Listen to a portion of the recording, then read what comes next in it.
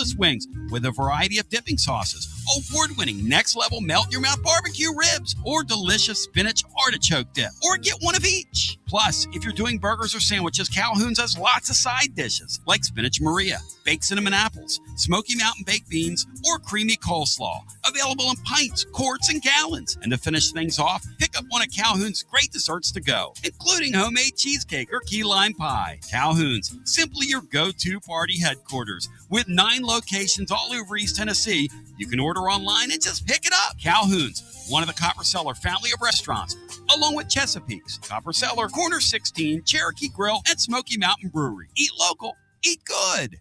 From the sunrise over the Smokies to the Saturday cheers at Neyland Stadium, Knoxville isn't just where we live, it's home. But let's be honest, finding your perfect spot in a hot market can feel like a full-time job. Whether you're looking for a Craftsman in 4th and Gill, a family home in Farragut, or a view in South Knox, the market moves fast. You need more than a listing. You need an edge. And that's where I come in, Jennifer Morris with Keller Williams Realty. And I specialize in helping Knoxville buyers win. I don't just find houses, I find the right fit for your budget and your lifestyle. Ready to unlock your front door? Visit nextmovesmokymountains.com or call me at 865-694-5904. That's nextmovesmokymountains.com. And as always, go Vols. Bradley's and your Tony Basilio show are a Knoxville tradition. And these days, just like Tony B's show has taken off like a rocket ship, so have my friends at Bradley's. Sure, they still have all the delicious chocolate you're used to, like the chocolate-covered popcorn and the assortment boxes. They're now called Bradley's Gift and Home, and they have so much more than chocolate. Bradley's Gift and Home has all kinds of amazing curated gifts, jewelry, candles, and other for her gift items that will keep you from having to go anywhere else. Guys, trust me, as Basilio would say, Bradley's Gift and Home have taken it to the next level. And remember, Bradley's will have freshly dipped chocolate-covered strawberries in milk and white chocolate at both of their locations, 141 North Peters Road and 138 Biddle Farms Boulevard in Farragut next to Tupelo Honey. Strawberries available February 13th and 14th. See you at Bradley's Bradley's Gift and Home. See our website, shopbradleys.com. Been a remarkably fun day today on the air. We've gone round and round. Where she stops, nobody knows. We do know that the playbook with William Patterson's up next. We do know that I'm going to do a brief, and I do mean brief, overtime segment today because I feel like it. Now, look, we're going to be on the, tomorrow, tonight, as Garza Law, Tennessee basketball overtime comes your way over at tclub.team, wherever you find me. As soon as tonight's game goes final, it will be a thriller. Bri, what is the line in the game? The great William Patterson will no doubt talk about it. What is the line in this game, Bri? Tennessee is -7.5. Kim Palm predicts a 75-68 Tennessee win with a 75% chance of the Vols winning the game. Are you buying, selling, or trading that, Bri? I would be a little afraid to lay that many points on the road. Well, I would be really afraid to not hit this right here. William Patterson. You're listening to FM 105.7 and AM 1340, WKGN Knoxville, and W289CU Knoxville. Fan Run Radio.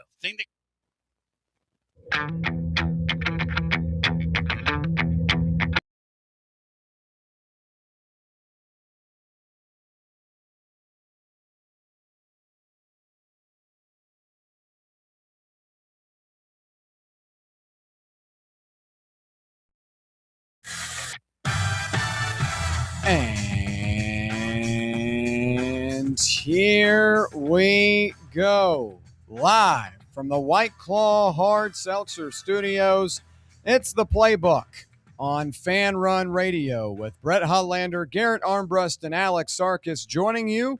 I'm William Patterson. We appreciate you listening along with us on this fine Wednesday from Knoxville, Tennessee. Happy to be back in the White Claw Hard Seltzer Studios. Once again, thank you to those at Smoky Mountain Brewery in Turkey Creek for having us yesterday. Always enjoy hanging out over there, but happy to be back in the studios presented by White Claw.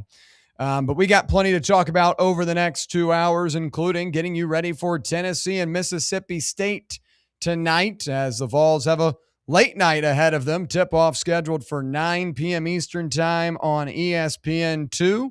Volunteers, 7.5-point favorites in the road contest. We'll talk about the keys to the game, what to know about the Bulldogs, and also how Tennessee can try to figure things out after a tough loss against Kentucky on Saturday.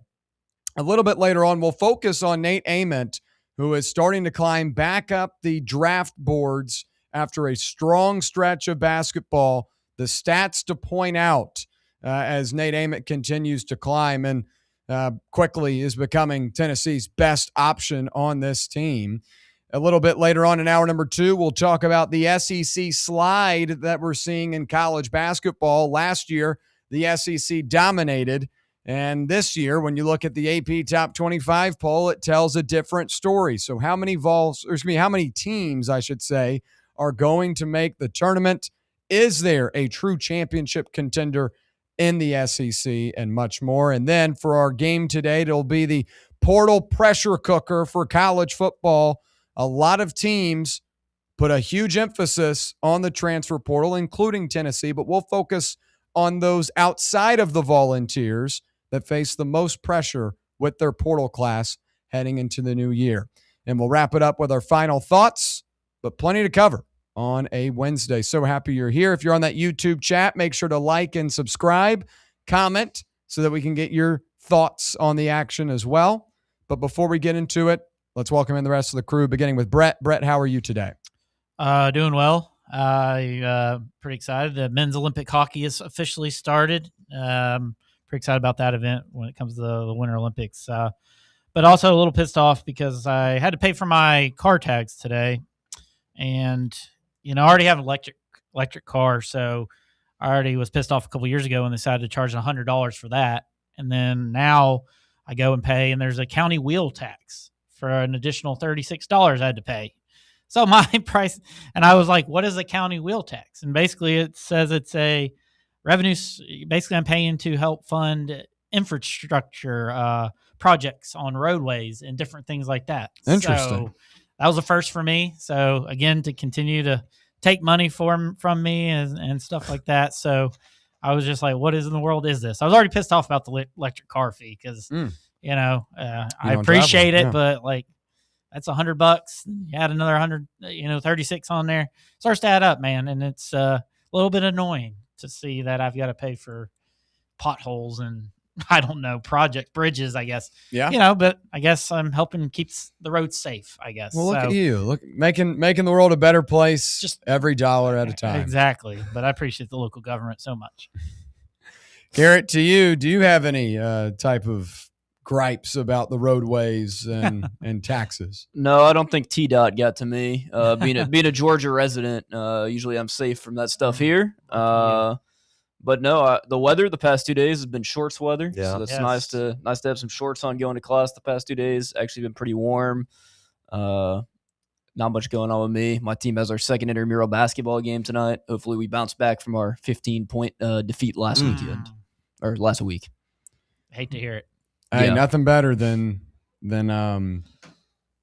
what? Gosh, I'm slipping my name. Nothing better than intramural. Nothing better than intramural sports at Tennessee. It is fun. It's so much fun. Alex, to you, how are you today? Do you participate in any intramural sports? I do. I usually stay away from basketball. That was like the one sport that I didn't play growing up. But we're good at softball and wiffle ball. We've made it to the championship. We usually make it to the championship every season. We haven't yet to win, but we're there. And I'm doing fantastic. This is one of my favorite days. It's pitchers and catchers, spring training, reporting. We got Olympic hockey on. The weather is here. Does it get better than this? Wow. I don't know. I'm just the vibes are so good right now. Well, there we go. Some positive energy. The photos of the baseball stadium. Yes. Yeah. There's a tour going on at Lindsey Nelson Stadium right now for media members. And incredible. The press box looks awesome. I've heard nothing but fantastic things on the state of the newly renovated Lindsey Nelson Stadium. Well, there you go. Will you have a seat there for a couple of these games this year? Every game I got a seat there. Wow. So, there you go. Opening day on Friday. Really excited. Well, excited for you there. Should be a fun weekend as Tennessee baseball does welcome Nichols into town. We talked about that starting weekend rotation on the mound yesterday. Should be a fun season on tap for the Volunteers. We'll talk more about Tennessee baseball a little bit later on in the week as we get closer to that matchup with Nichols. But we do have a game to talk about today, and that's Happy Hump Day, as the Tennessee men's basketball team that comes in at 16-7 and 6-4 in SEC play is set to continue the 2025-26 slate Wednesday as it travels to Starkville, Mississippi to face the Mississippi State Bulldogs, who come in at 11-12 on the year and just 3-7 in SEC play. And the game will go down inside the Hump at Humphrey Coliseum. Tip-off set for 9 p.m. Eastern Time.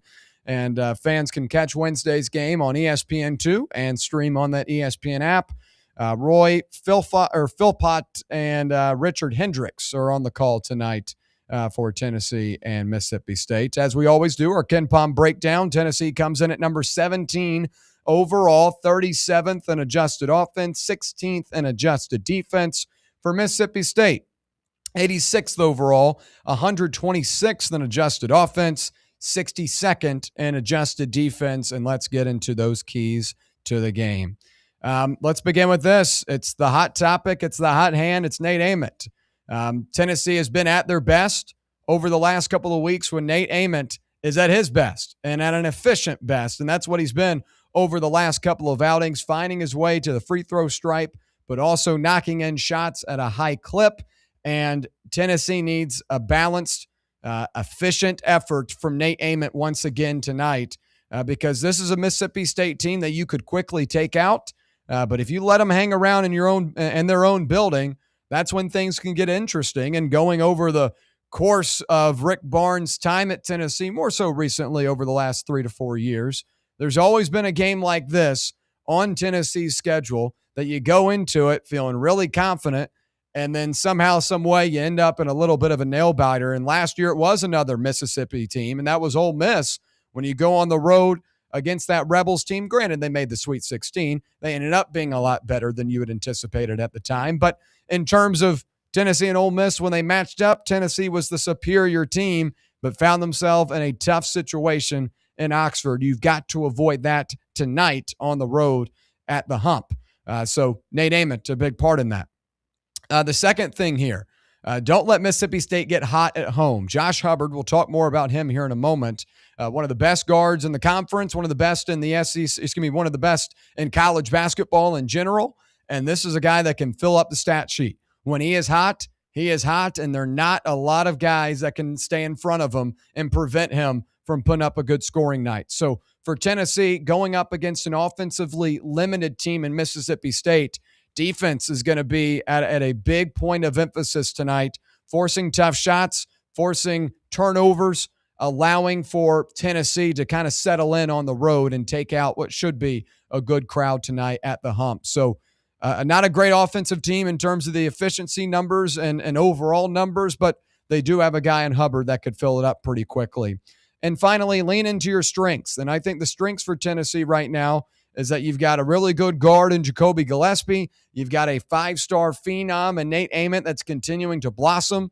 And you've got one of the best defensive teams and best rebounding teams in the conference. You've got to use that to your advantage. And time again, we have talked about rebounding being a huge advantage for Tennessee. But the way that Tennessee can turn that into an even bigger advantage is by taking opportunities on those second chance points, making the most of those opportunities, I should say, on those second chance points. You did not do so specifically in the second half against Kentucky. You out-rebounded Kentucky for the game on the offensive glass, yet they still had more second chance points. That's got to be something that Tennessee continues to improve on.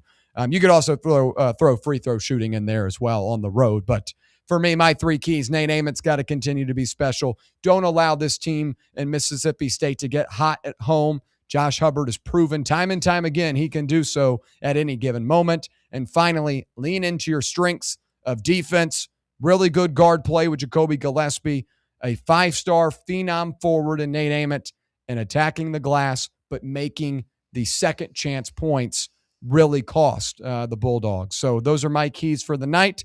Garrett, swinging it to you. What are you watching for tonight? Yeah, I mean, obviously the obvious is limited Hubbard, fourth leading scorer in the SEC. Fills it up pretty good. 20 points per game. You expect him to have another good game. Then I think if you can limit him offensively, Mississippi State's not going to have enough to be able to win this game. But you look at the stats, and I think the one that jumps out to me the most is the rebounding. Obviously, you're going to hold a little bit of an advantage, but this is a team that rebounds pretty good. You have 43 rebounds per game. They have 40. So you're going to have to attack the glass, especially on the offensive side of the ball. Give your guys more than one opportunity to make a shot on an offensive possession, and just not play sloppy. You've gotten kind of away from the turnovers, I'd say, the past month, but, they've still come up at certain points. And, I mean, we've kind of just talked about it. You can't go on one of those scoring droughts where you go 4 or 5 minutes without having a field goal. I think if you go out and, you go up 8-10 points in the first half and you kind of just blow the doors off of them early, you can kind of coast to the finish. But, if you have a start like you did against Ole Miss a couple weeks ago where you only scored 25 points in the first half and Hubbard's playing pretty good, this could be a little bit of a dicey second half. So just start early, start efficient, limit Hubbard, and just maximize the most of your offensive possessions. Brett, to you, what are your keys for the game? I think Gillespie's a key. He struggled mightily last game. I think Ament's going to do Ament things tonight. I don't think they have anybody that can kind of match him. So you really have the most confidence in Gillespie being your other scoring player. And if he's not scoring tonight, so you wonder where your scoring's coming from. So you worry about that. Finishing around the rim, you need to have a big improvement there. You've struggled against Kentucky in that regard, and you've struggled really all season. You're getting the rebounds, but you're not finishing the second chances, like you said. And then it's just a road game. You're 2-4 in true road games this year. It's probably the worst team you're playing on the road, but again, it's still you're 2-4 on the road. So, and it's a late start, Wednesday night, at the hump. I mean, it's going to be difficult, especially if you get off to a slow start. You keep the crowd in the game. I think Hubbard could get his, but it's how he gets them. He's going to probably take a lot of shots to get them. So, just make it difficult on him and things like that. He lives on the perimeter mainly. Boswell's probably going to draw the assignment. So, hopefully he stays out of foul trouble, things like that. So I think those are the big keys for me going tonight.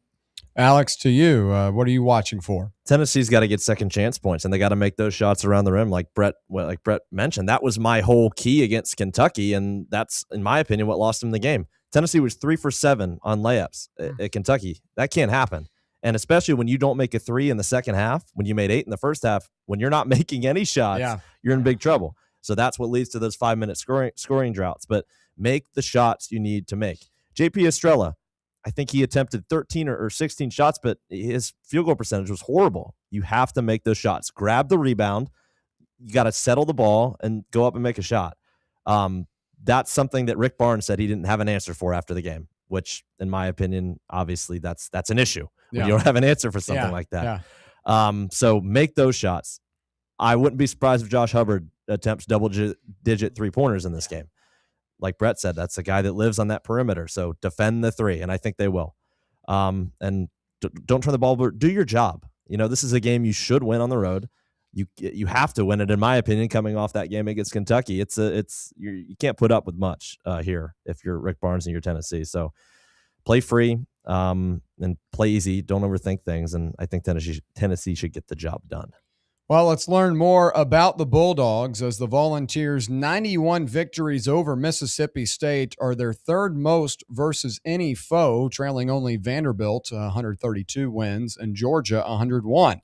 Last year's top 15 showdown on January 21st, 2025 was the first ranked matchup in the series, and UT led a wire-to-wire home win. 68-56 was the final behind Chaz Lanier's 23 points, and following a 21-13 overall season, 8-10 in SEC play last year, the Bulldogs were placed number 10 in the SEC preseason poll after a trip to the NCAA tournament last year. And the Bulldogs are led by Josh Hubbard, the preseason first-team first-team All-SEC nominee, I should say. He's a junior that paces the Bulldogs for 20.6 points per game and 3.6 assists per game. And I texted one of my friends who's one of the SIDs at Mississippi State earlier this morning. I said, can I get any more cool stats on Hubbard to share? Hubbard is 5 threes away from breaking the Mississippi State program record for threes in a career, and his 69-game three-point streak was broken last game against Arkansas. And I don't like the sound of that because that means he's due to go back to the mean or go a little bit further than that. But regardless, what do we make of this Bulldogs team? Well, for me, I think Josh Hubbard is an incredible player. You don't need me to tell you that if you've seen this guy play, because he truly can fill up any stat sheet. He's got a really good bounce off of his shot to where, despite being undersized, he's able to pull up over a lot of taller defenders.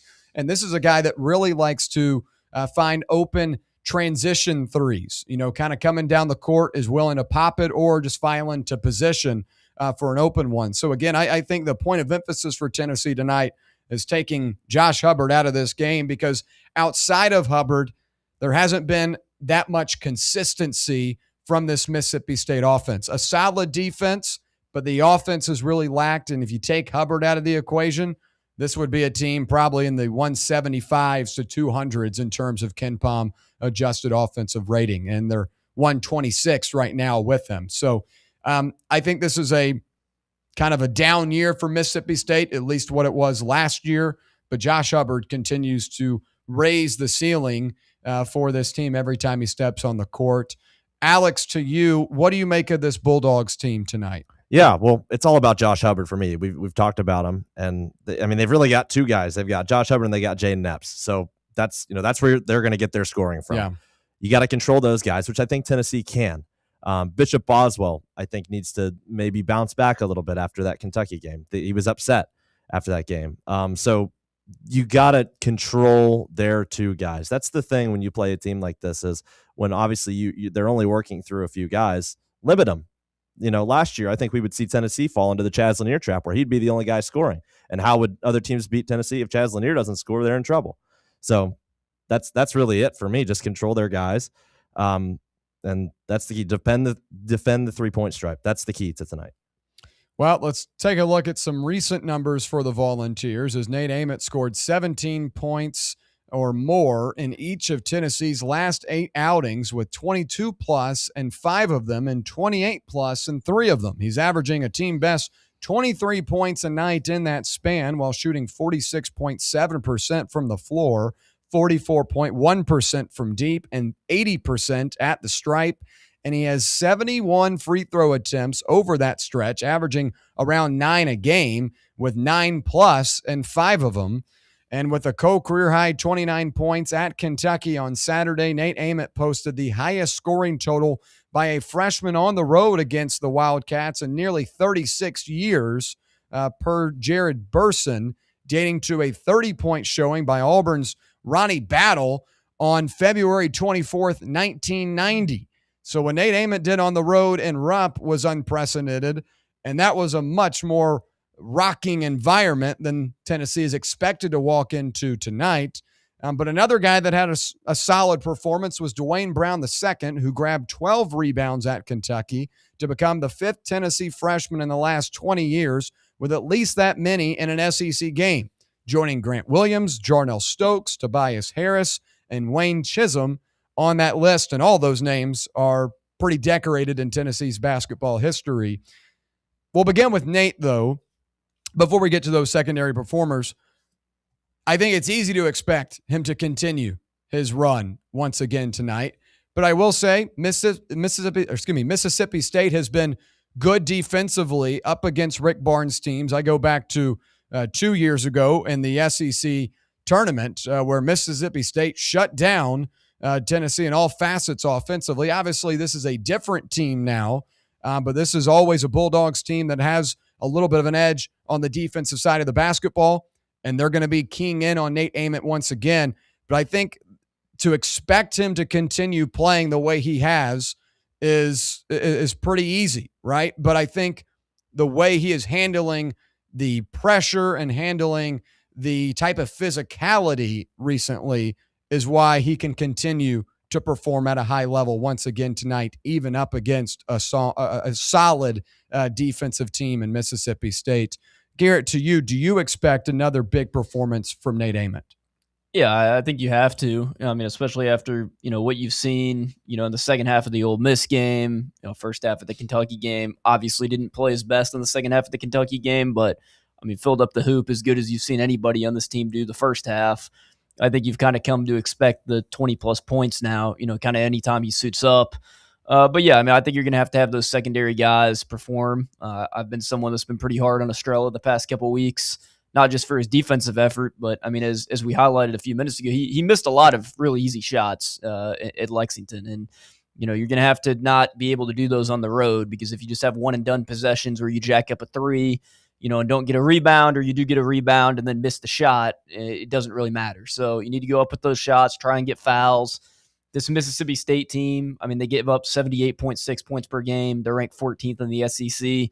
The two teams behind them, Auburn and Alabama, play basketball at a completely different way. They score at a much higher level where they can give up those points. This is a team you should be able to score 85 points on if you play correctly, if Gillespie and Nate are going correctly. But yeah, I think it's another game where Nate plays well. I don't think they have a guy that can defend his 6'10" height and, his pull-up jumper ability. Brett, same question to you. Do we get a statement tonight? How am I supposed to talk after that? I think if you don't, you're not going to win. I think it's simple as that. I mean, he's carrying the load offensively, and you worry about those other pieces. Gillespie's struggling a little bit. The other guys are struggling a little bit. Nate's been the one constant in this team to get you 20, 25 even a night. So yeah, if Nate's struggling or off the mark at all tonight, your chances go down drastically. So I think he's the key number one scorer now on this team. I think that's seen now. So if he struggles tonight at all and doesn't get that 20 number, I think this could be even might not be something we're going to be wanting to talk about tomorrow. We talk about those strong secondary performers always being a key for the Volunteers. You saw it from Dwayne Brown with those 12 rebounds against Kentucky. But what can the Vols expect tonight? Alex, to you. Well, Dwayne Brown's a guy that I really want to highlight because we talked about the rebounds, but he was playing great defense, blocks in the first half. He was looking really good. So he's a guy I think, keep getting those rebounds. That's a big deal.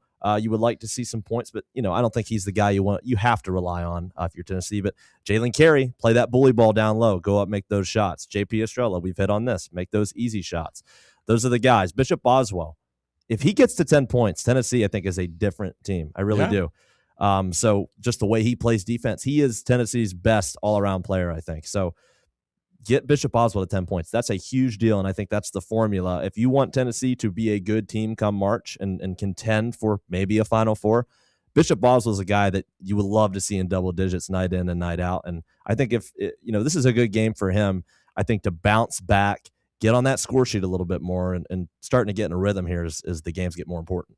In terms of future implications, Tennessee remains on the 5-seed line despite falling to Kentucky 74-71 on the road over the weekend. Lenardi slated the Vols in the South region, facing number 12 Stephen F. Austin in the round of 64. Other teams in the region included UConn, the number 1 seed, Houston, the 2, Purdue, the 3, and Virginia, the 4. Obviously, tonight is not going to be a needle-moving win for the Volunteers in terms of the seed line, but dropping move the other way. Exactly. Dropping a game like this, though, it'll definitely move would have some implications on that. But we'll go ahead and get to our shot segment. Tennessee, a 7.5-point favorite on the road against the Bulldogs. The total set for 147.5. And I think this is a comfortable win for Tennessee. I'd go 10 to 14 points in margin. I think this is a group that understands what happened Saturday was unfortunate and, a tough way to lose, especially up 14 points on the road in the second half.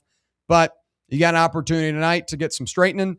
You got an opportunity to get another win in the SEC, add another win to your resume. And this is a depleted Mississippi State team, not the same strength that you've seen in years past. So you cannot allow for the Bulldogs to find a little bit of heart and a little bit of fight and get a win against the Vols tonight. So I think Tennessee's going to be ready to go. I like the matchup. I'll take Tennessee covering the 7.5 and winning by about 10 to 14. Garrett, to you, since it is a 7.5-point spread, we'll do by the spread, college game day style, 7.5 or plus 7.5. I think Mississippi State covers. I think Tennessee wins. I think they win by 5-6 points, I'll say. I mean, it's a similar situation. You blew the lead against Kentucky. You went on the road against Alabama. Obviously, you had a bye, weekday game that week. You had a little bit more time to prepare. This game being on a Wednesday can be a little finicky coming off a tough loss on Saturday, but I think it comes down to the fact Tennessee's the better team. I think it's close for 30-ish minutes, and then I think Tennessee kind of puts on the gas pedal the last 10 minutes and wins the game. Brett, to you. I'm with Garrett. I think it's going to be close. I think Mississippi State will cover this game.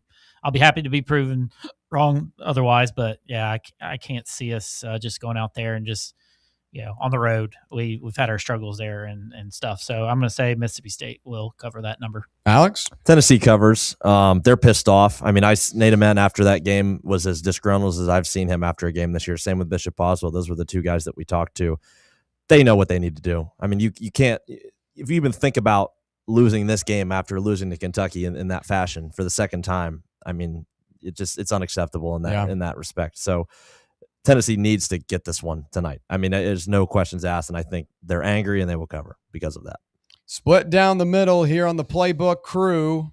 2 say Tennessee covers, 2 say Mississippi State covers, but all project that Tennessee gets it done tonight. CBS's new bracketology this morning has us as a 7 seed. Well, playing UCF. So UCF's a good squad, but and then UConn's the 2. So CBS, they updated theirs this morning at 9 a.m. So that's where we're fluctuating right I think now. Lunardi's a little bit better than CBS. Some people don't like Joe. We've had our issues with Joe, but I don't know. Issues with Joe and not agreeing at one point in the season? Yeah, or? like there was all those years where he always put us like at 2 or 3 when people were like, oh, why are we not at the 1 line? Things like that. But I don't know. I look at all of them. So just to see where we're kind of CBS is a good one too, I think. David Speaks chimes in, says, I hope Ament drops 30 on Mississippi He's State done that tonight. the last 2 games, so it's in the cards. Almost done it. If he goes to 30, it'd be a career high. So let's get to that number tonight. And if you're on that YouTube chat, make sure to use our poll that we just put out, the confidence level for Tennessee at Mississippi State. Right now, 67%. Wasn't he freshman of the week again? He was. He broke the record. Mm-hmm. Fifth time. 67% say a 75% confidence. So if you're on that YouTube chat, follow the poll and also like and subscribe so that you never miss any Fan Run content. When we come back, we'll focus on Nate Ament and how he has made a statement over the last couple of weeks and why he is now climbing back up NBA draft mocks. Stay right here. It's the Playbook on Fan Run Radio. For the fans, by the fans. This is Fan Run Radio, Knoxville. What kind of day is it? It's a White Claw day. Grab a pack, grab your friends. Everything else in life can wait. Your friends shouldn't. Let's go. White Claw. Grab life by the claw. Please drink responsibly. Hard seltzer with flavors. White Claw Seltzer Works, Chicago, Illinois. Barley's has live music on weekends, general team trivia on Wednesday nights at 8 p.m., and now live sports trivia, courtesy of the Knoxville Trivia Guys, every Thursday night upstairs. The game starts at 7 p.m. and is free to play for everyone, so head on down to the Old City and show off your sports knowledge and win gift cards to Barley's. Use those gift cards to buy some delicious food and drinks, and you can take it all in with their wide selection of TVs and indoor projectors. Barley's Tap Room and Pizzeria. We really need to get some branded stuff. Shirts, hats, promo items, something professional. I mean, we could just find a website and order a bunch of it ourselves. You could, but you're taking a big risk. You don't know the quality, the fit, the timeline. It's a roll of the dice. Yeah, I guess. But isn't that how everyone does it now? Not the ones who actually care about how their brand looks. Look, if we're putting our name on it, it needs to be done right. We need SM Athletics. SM Athletics? Yeah, they specialize in working with businesses like ours. Apparel, hats, promo gear, but real, customized stuff. They actually care if it turns out right. Probably a lot better than getting stuck with 100 t-shirts with crooked logos. Exactly. Plus, they'll walk you through everything. Sizing, colors, material, so it matches the image we're trying to build. Makes sense. What's the name again? SM Athletics. Trust me, if you want to look like a real company, not a flea market stand, this is the move. If you're serious about your brand, work with people who are serious about getting it right. SM Athletics. Citizens National Bank. Life is more fun with a Good Life checking account from Citizens National Bank, offering extra benefits including bank travel. This September, experience the perfect fall getaway on the New England Rails and Sails Tour, or join CNB in October to chase the Northern Lights in Iceland. Get in on the fun by calling 865-429-7935. Citizens National Bank. Banking never felt so good. Member FDIC. The voluntary reaction. Can't get enough Tennessee basketball? Join Fan Run Radio as soon as every UT game is over for Big Orange Country's post-game radio free-for-all. The voluntary reaction. We'll be taking your calls on the Vols as soon as every game is over. So tune in and buckle up as we drink from the keg of glory all the way to the Final Four. The voluntary reaction. Raw, unfiltered, real.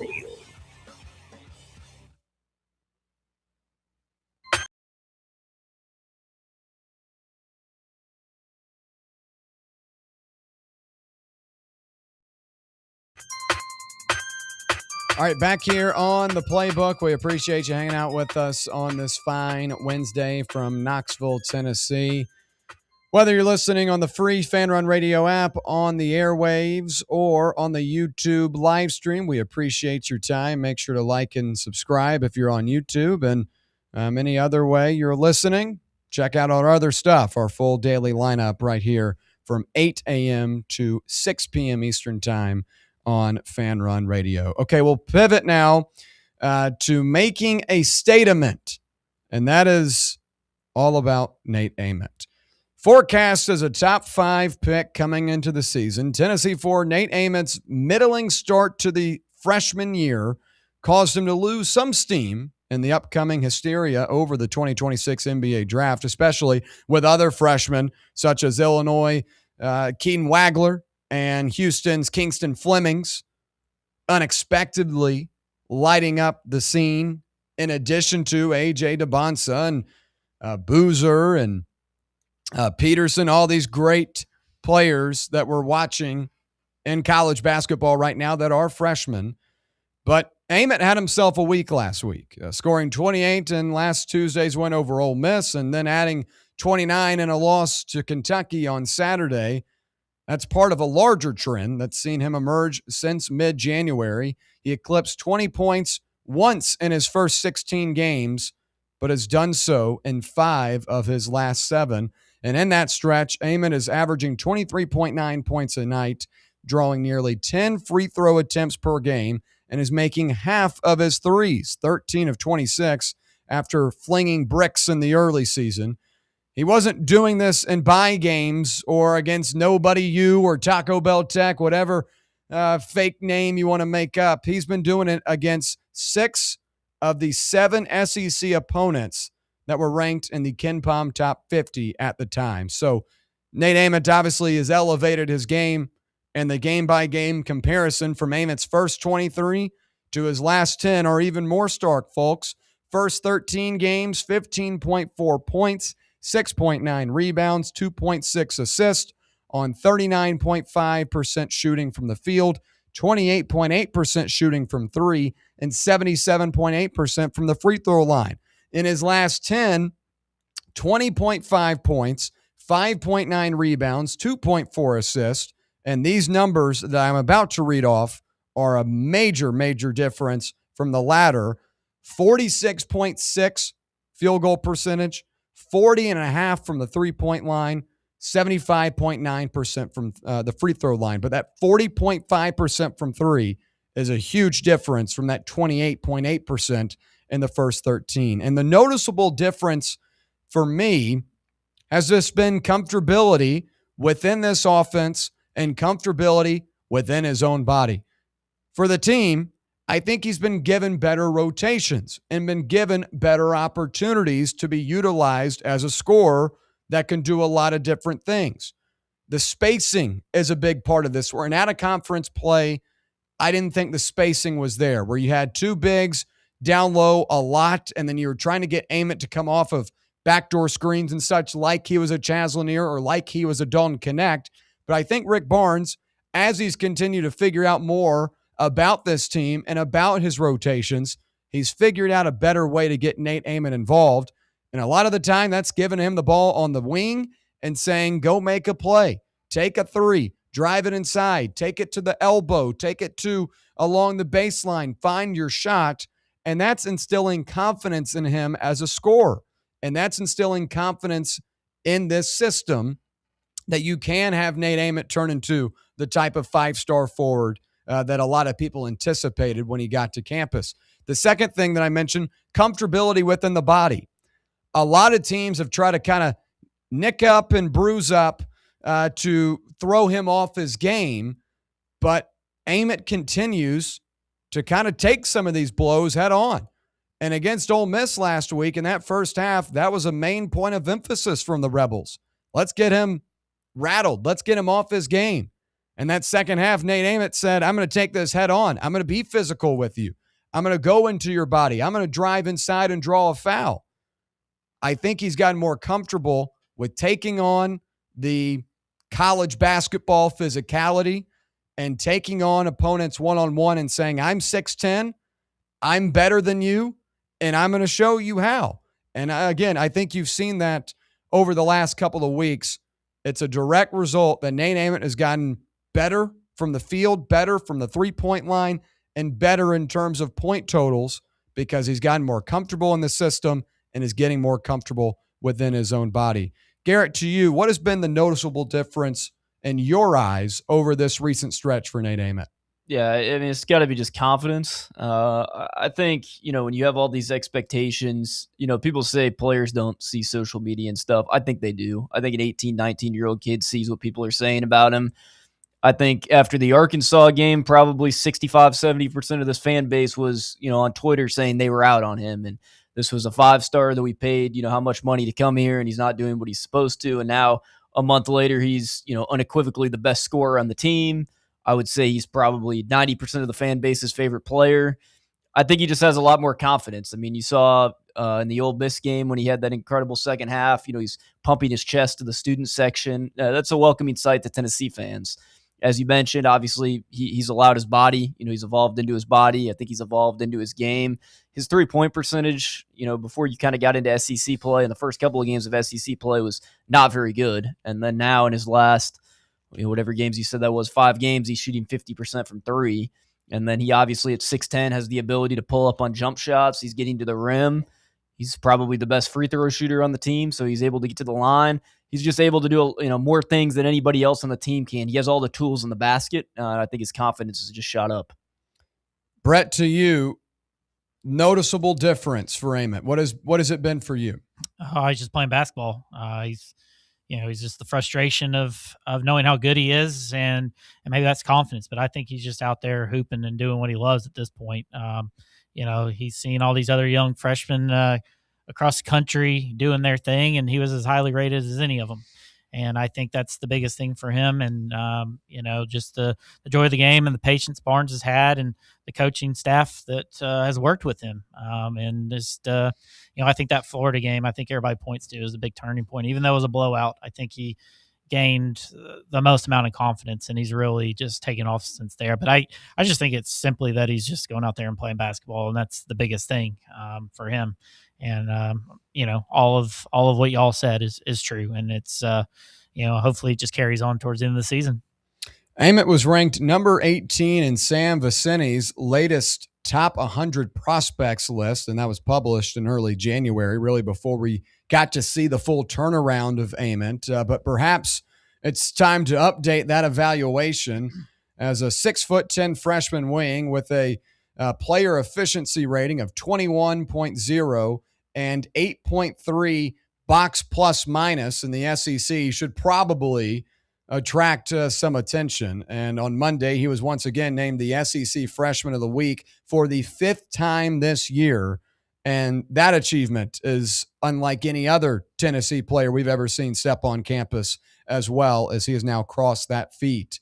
And as we get closer to March, as we get closer to the NBA draft for Nate Ament, what's the selling point towards a team of why you should draft a Nate Ament? And I think it's interesting for a lot of 5-star players that come out of high school. I have long thought and said that the NBA is a rare type of draft to where your high school evaluation still carries weight into the next draft or into that draft as a freshman. Because like we've seen a Julian Phillips come through Tennessee, and he was a 5-star player, but he only averaged 8 points a night on 24% shooting from three during his time at Tennessee. And he was the number 35 draft pick to the Chicago Bulls that following season. So the potential for guys like this is always going to get them drafted. But here's what I would sell to an NBA team on Nate Ament. This is a guy that faced a lot of early adversity. And I think once you get to the NBA, you're no longer going to be the best player on the court. You're no longer going to be the guy that everyone is demanding to get the basketball. Like, you have to slowly, work your way up and establish yourself in the league.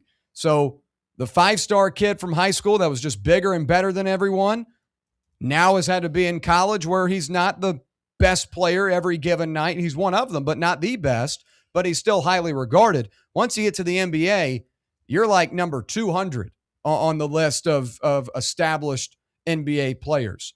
And I think that adversity that he has faced this season is a great trait to talk to or to talk about when mentioning him for the NBA, because he's already had a tough start to the year. It was frustrating. He was trying to do too much. Rick Barnes used to talk about it all the time early in the season. He's trying to do too much. He's putting too much pressure on himself. And in the middle of the season, up against SEC competition, when things really start tightening up, he's become a better player. He's continued to instill confidence within himself. He's continued to be a part of the process and trust the process that Rick Barnes has been selling him. And I think that adversity, on top of all the traits you get with him, a 6'10 wing that can do a lot of different things, that adversity is what I would sell to NBA teams. This is a guy that had a tough start, kind of went through it, but was able to fight through it and became a better player for it. That's what I would sell him. Alex, to you, what would you sell Nate Ament on to an NBA team? Well, I want to bounce off your point because I think that's perfect, and you nailed it. Because look at other guys. Look at Cam Boozer. Look at AJ DeBonsa. These guys arrived. They were the best player on the team. They dominated, right? They didn't have to grow up necessarily. We've seen Nate Ament have to grow up through the course of this season. And I'm not saying DeBonsa and Boozer are going to be bad NBA players by any means, but there's probably going to be a time in the NBA where they're going to have to grow up a little bit. So Nate Ament can do that already. You've seen it, and you've seen him turn into Tennessee's best player, which is something that obviously is encouraging. And one of the ways, which is how I would market him, is, well, what is the NBA all about these days? It's the 3-point shot. And Nate Ament, look at that jump in the 3-point percentage. Yeah. I mean, that is the whole reason that he's gone on this run here. So that's a huge deal. And it's that high release point that we've talked about on his jump shot. Who was Rick Barnes comparing him to beginning of the season? Kevin Durant. So, are you seeing Nate Ament mold into a player like that? I think you could be seeing that right now. Yeah. And that's how I would market him, is, hey, he's got the tools.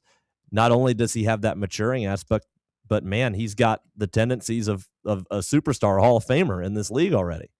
So it's a high bar, but Rick Barnes coached him. He wouldn't be saying that if, what better guy to give that comparison? So he's making the three. That's the key to me right now. And that's why he's on this run.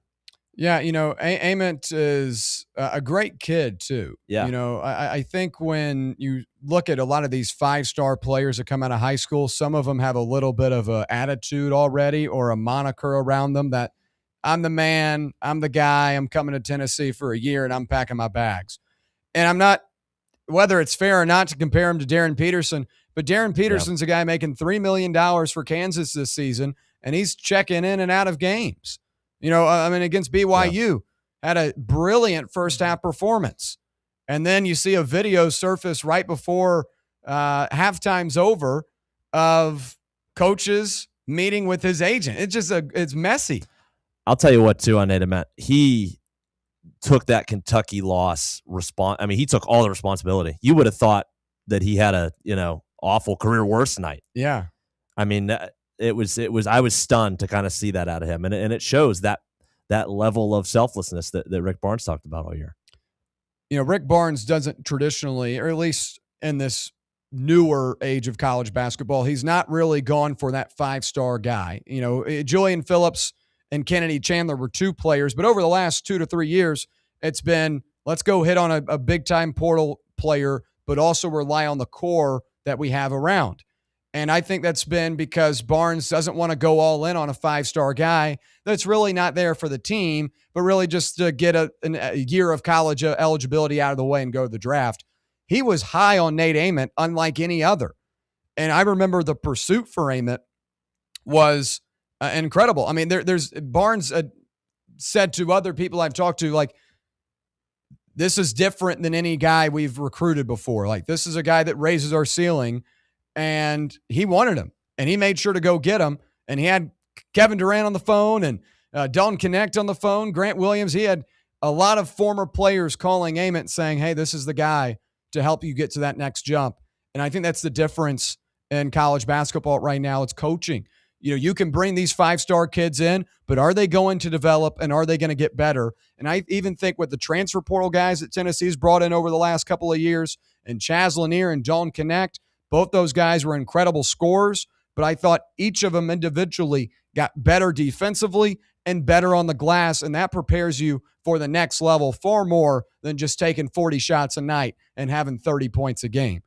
I think Nate Ament is a product of what Rick Barnes can do for a long-time transfer and also do for a 18-year-old kid that's going to the NBA draft in 9 months after arriving on campus. That's the type of coach that he is, and Nate Ament is a great example of hitting on a guy and being patient with him, developing him, and then letting him find his confidence in a system and letting him go his very way. And it's been very incredible to watch over the last couple of weeks. So look to continue it tonight as Tennessee travels to Mississippi State for a 9 p.m. Eastern time tip-off on ESPN2.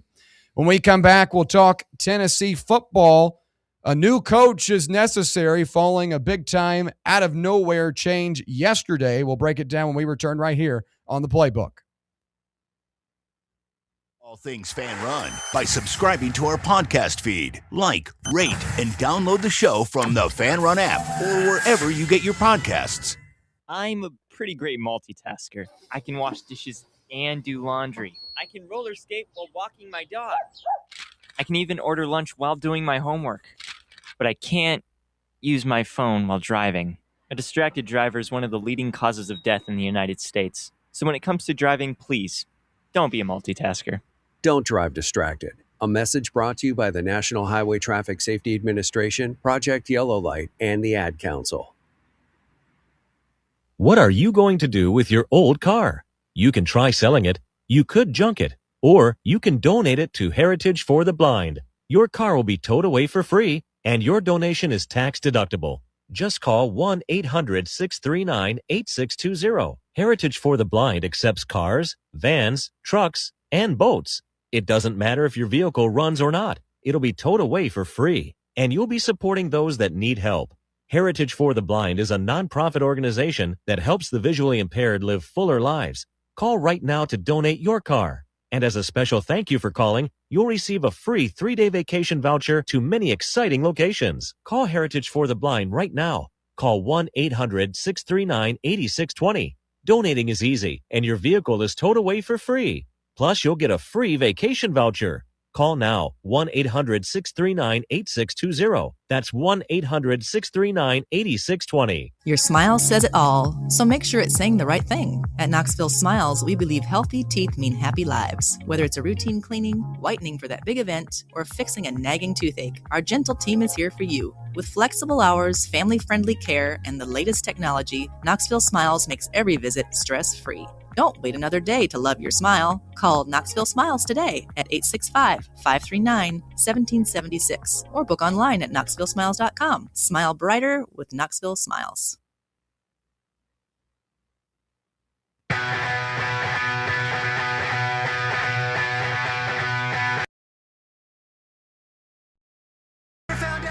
All right, back here on the Playbook, wrapping up our number one here on this fine Wednesday.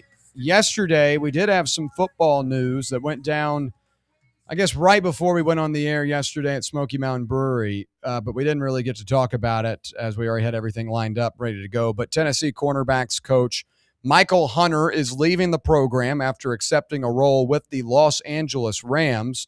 Hunter was an assistant under new Tennessee defensive coordinator Jim Knowles in 2024 while at Ohio State, and he's now headed to the NFL after just 5 weeks with Tennessee football.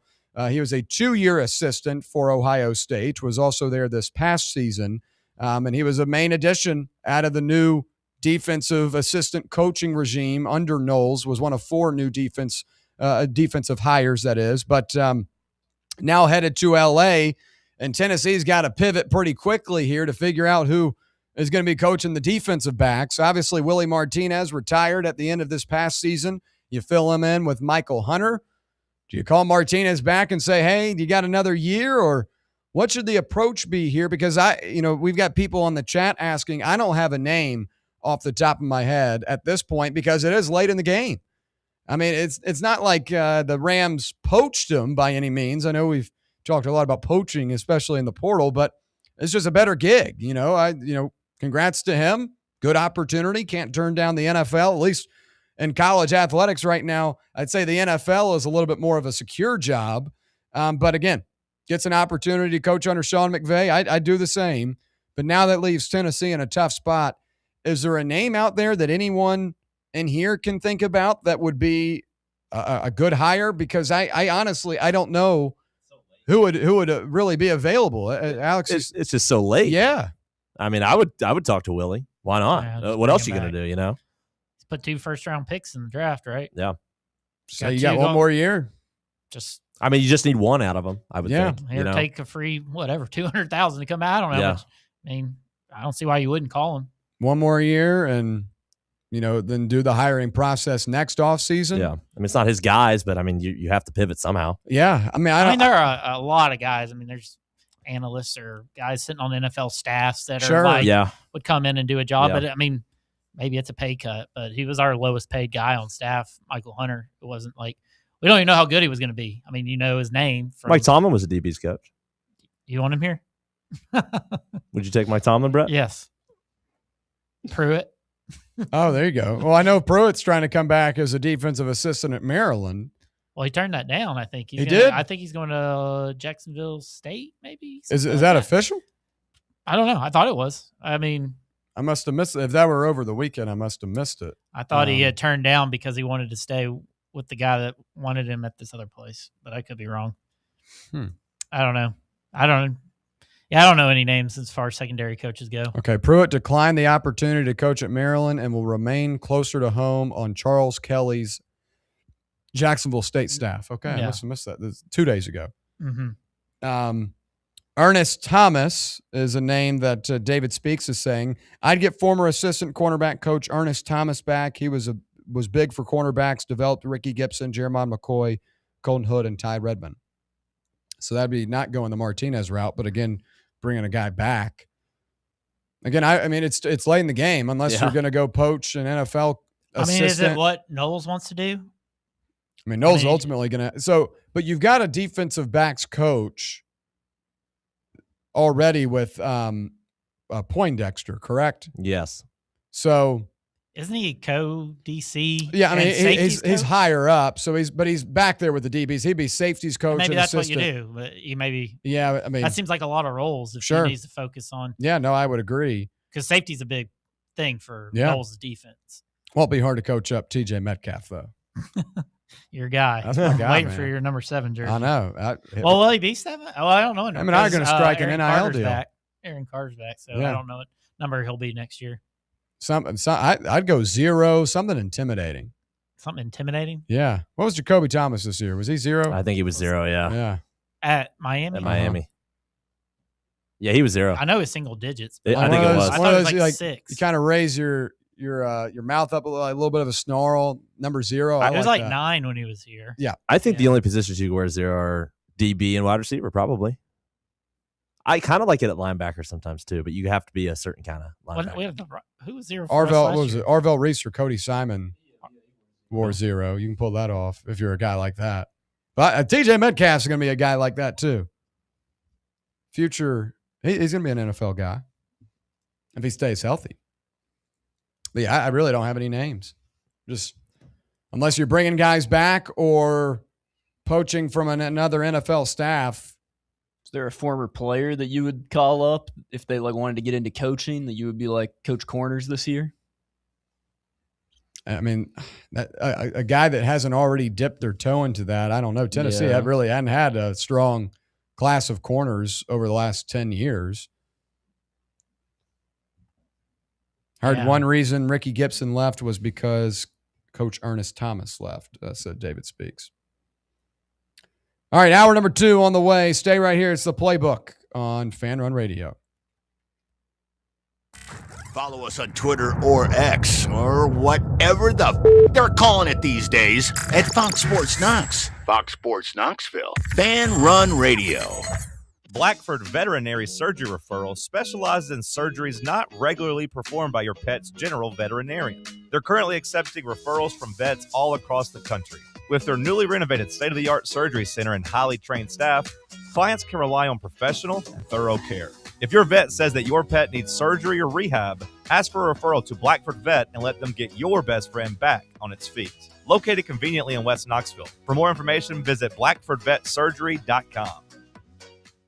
Running a business, coaching a team, planning your next big event, you need more than just gear. You need SM Athletics and Logo Solutions. Custom uniforms, branded apparel, promotional products, done right, done fast, and built to show off your brand with pride.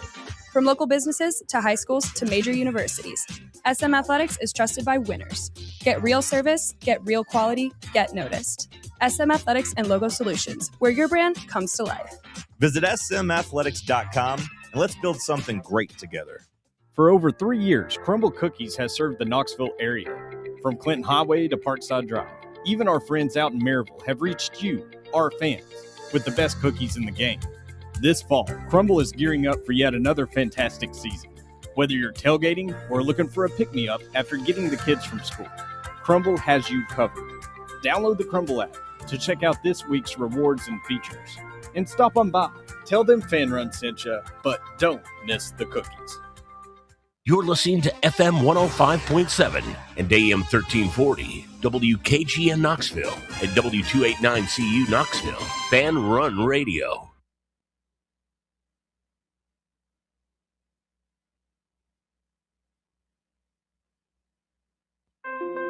Attention service members and veterans.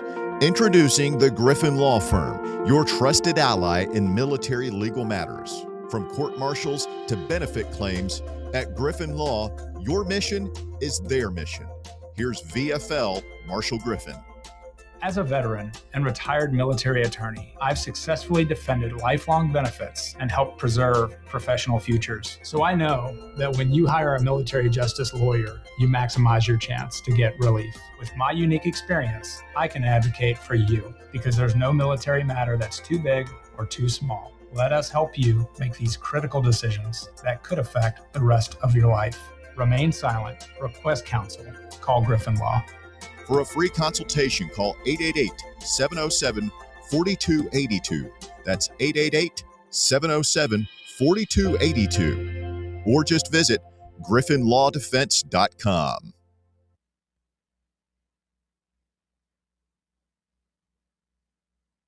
Running a business, coaching a team, planning your next big event, you need more than just gear. You need SM Athletics and Logo Solutions. Custom uniforms, branded apparel, promotional products, done right, done fast, and built to show off your brand with pride.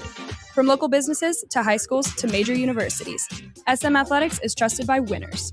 Get real service, get real quality, get noticed. SM Athletics and Logo Solutions, where your brand comes to life.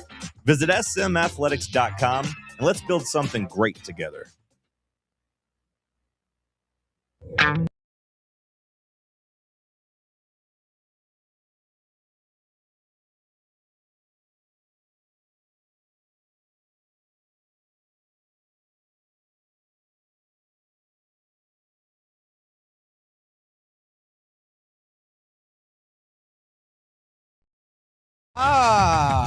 Here we go. Hour number 2 on a Wednesday, live from the White Claw Hard Seltzer Studios. It's the Playbook on Fan Run Radio. Brett Hollander, Alex Sarkis, and Garrett Armbrust joining you. I'm William Pattison. Great stuff in hour number 1.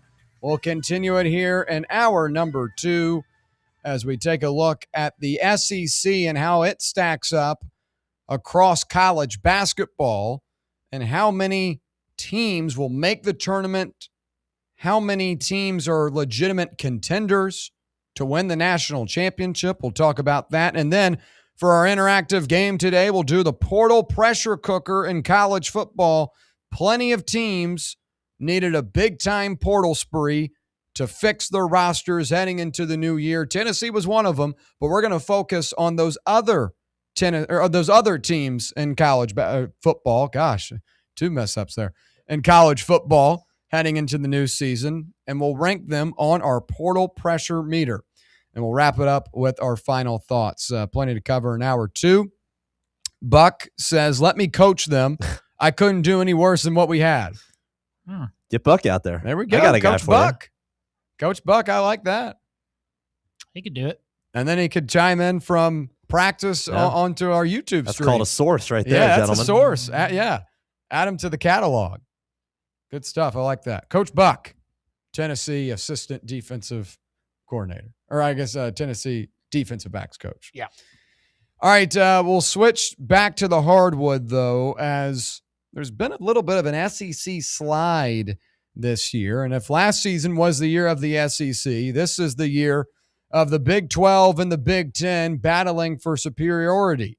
This week's Associated Press men's basketball top 25 poll makes that pretty clear, with unbeaten Arizona was the unanimous number 1 once again Monday. Obviously, they have since been beaten by Kansas, but they were at the top when the poll was released, meaning the Wildcats have held on to that top spot for 2 full months. And the Big 12 leaders were one of 4 teams from the conference in the top 10, with Houston, Iowa State, and Kansas also on that top 10. The Big 10, which hasn't won a national championship since 2000, which is kind of crazy. That's unbelievable. When you really think about it. They weren't far behind. Number 2, Michigan. Number 7, Nebraska. Number 8, Illinois. And number 10, Michigan State on the top 10. And only number 4, Duke out of the ACC, and number 6, UConn out of the Big East, squeezed in from other conferences. Obviously, Tennessee was not ranked in this week's top 25, jumped by Kentucky for that 25th slot. But when we look right now at the top 25, at the college basketball landscape, how many teams from the SEC will make the tournament, and how many locks are there? How many locks for the tournament does the SEC have at this moment? And I think for the total of teams, I'd say Tennessee is one of them. Florida's one of them. Vanderbilt, Alabama, Arkansas, Kentucky, Texas A&M, Auburn. And that's where I kind of start to get in some gray area. I could really see 8 teams right now making it. But I don't know about like a Texas. I don't know about like a Missouri. And both those teams right now are kind of on that bubble, as was a Georgia this time last season. And Georgia ended up making the tournament. Did they deserve to? No. But they made it. Obviously, they were quickly disposed in the round of 64 by Gonzaga. But they had those opportunities late in the year to get that resume-boosting win up against a top-tier team. Will the SEC have that opportunity? This year is a question because Florida's a top 3 seed, but that's the highest team currently ranked in college basketball for the SEC at the moment. And obviously, they're the reigning national champions, but there aren't the type of opportunities that you had last year for some of these other teams. Ole Miss, for example. Ole Miss was a team that beat Tennessee late in the season and got a resume-boosting win that kind of put them over the hump and firmly into the tournament in those final 2 weeks of the season. They ended up being a Sweet 16 team, but the opportunities last year to grab a late-season signature win are a lot more rare this year because the conference just isn't as strong. But I would say, again, Tennessee, Florida, Vanderbilt, Alabama, Arkansas, Kentucky, Texas A&M, Auburn would be my 8 teams in the field at the moment.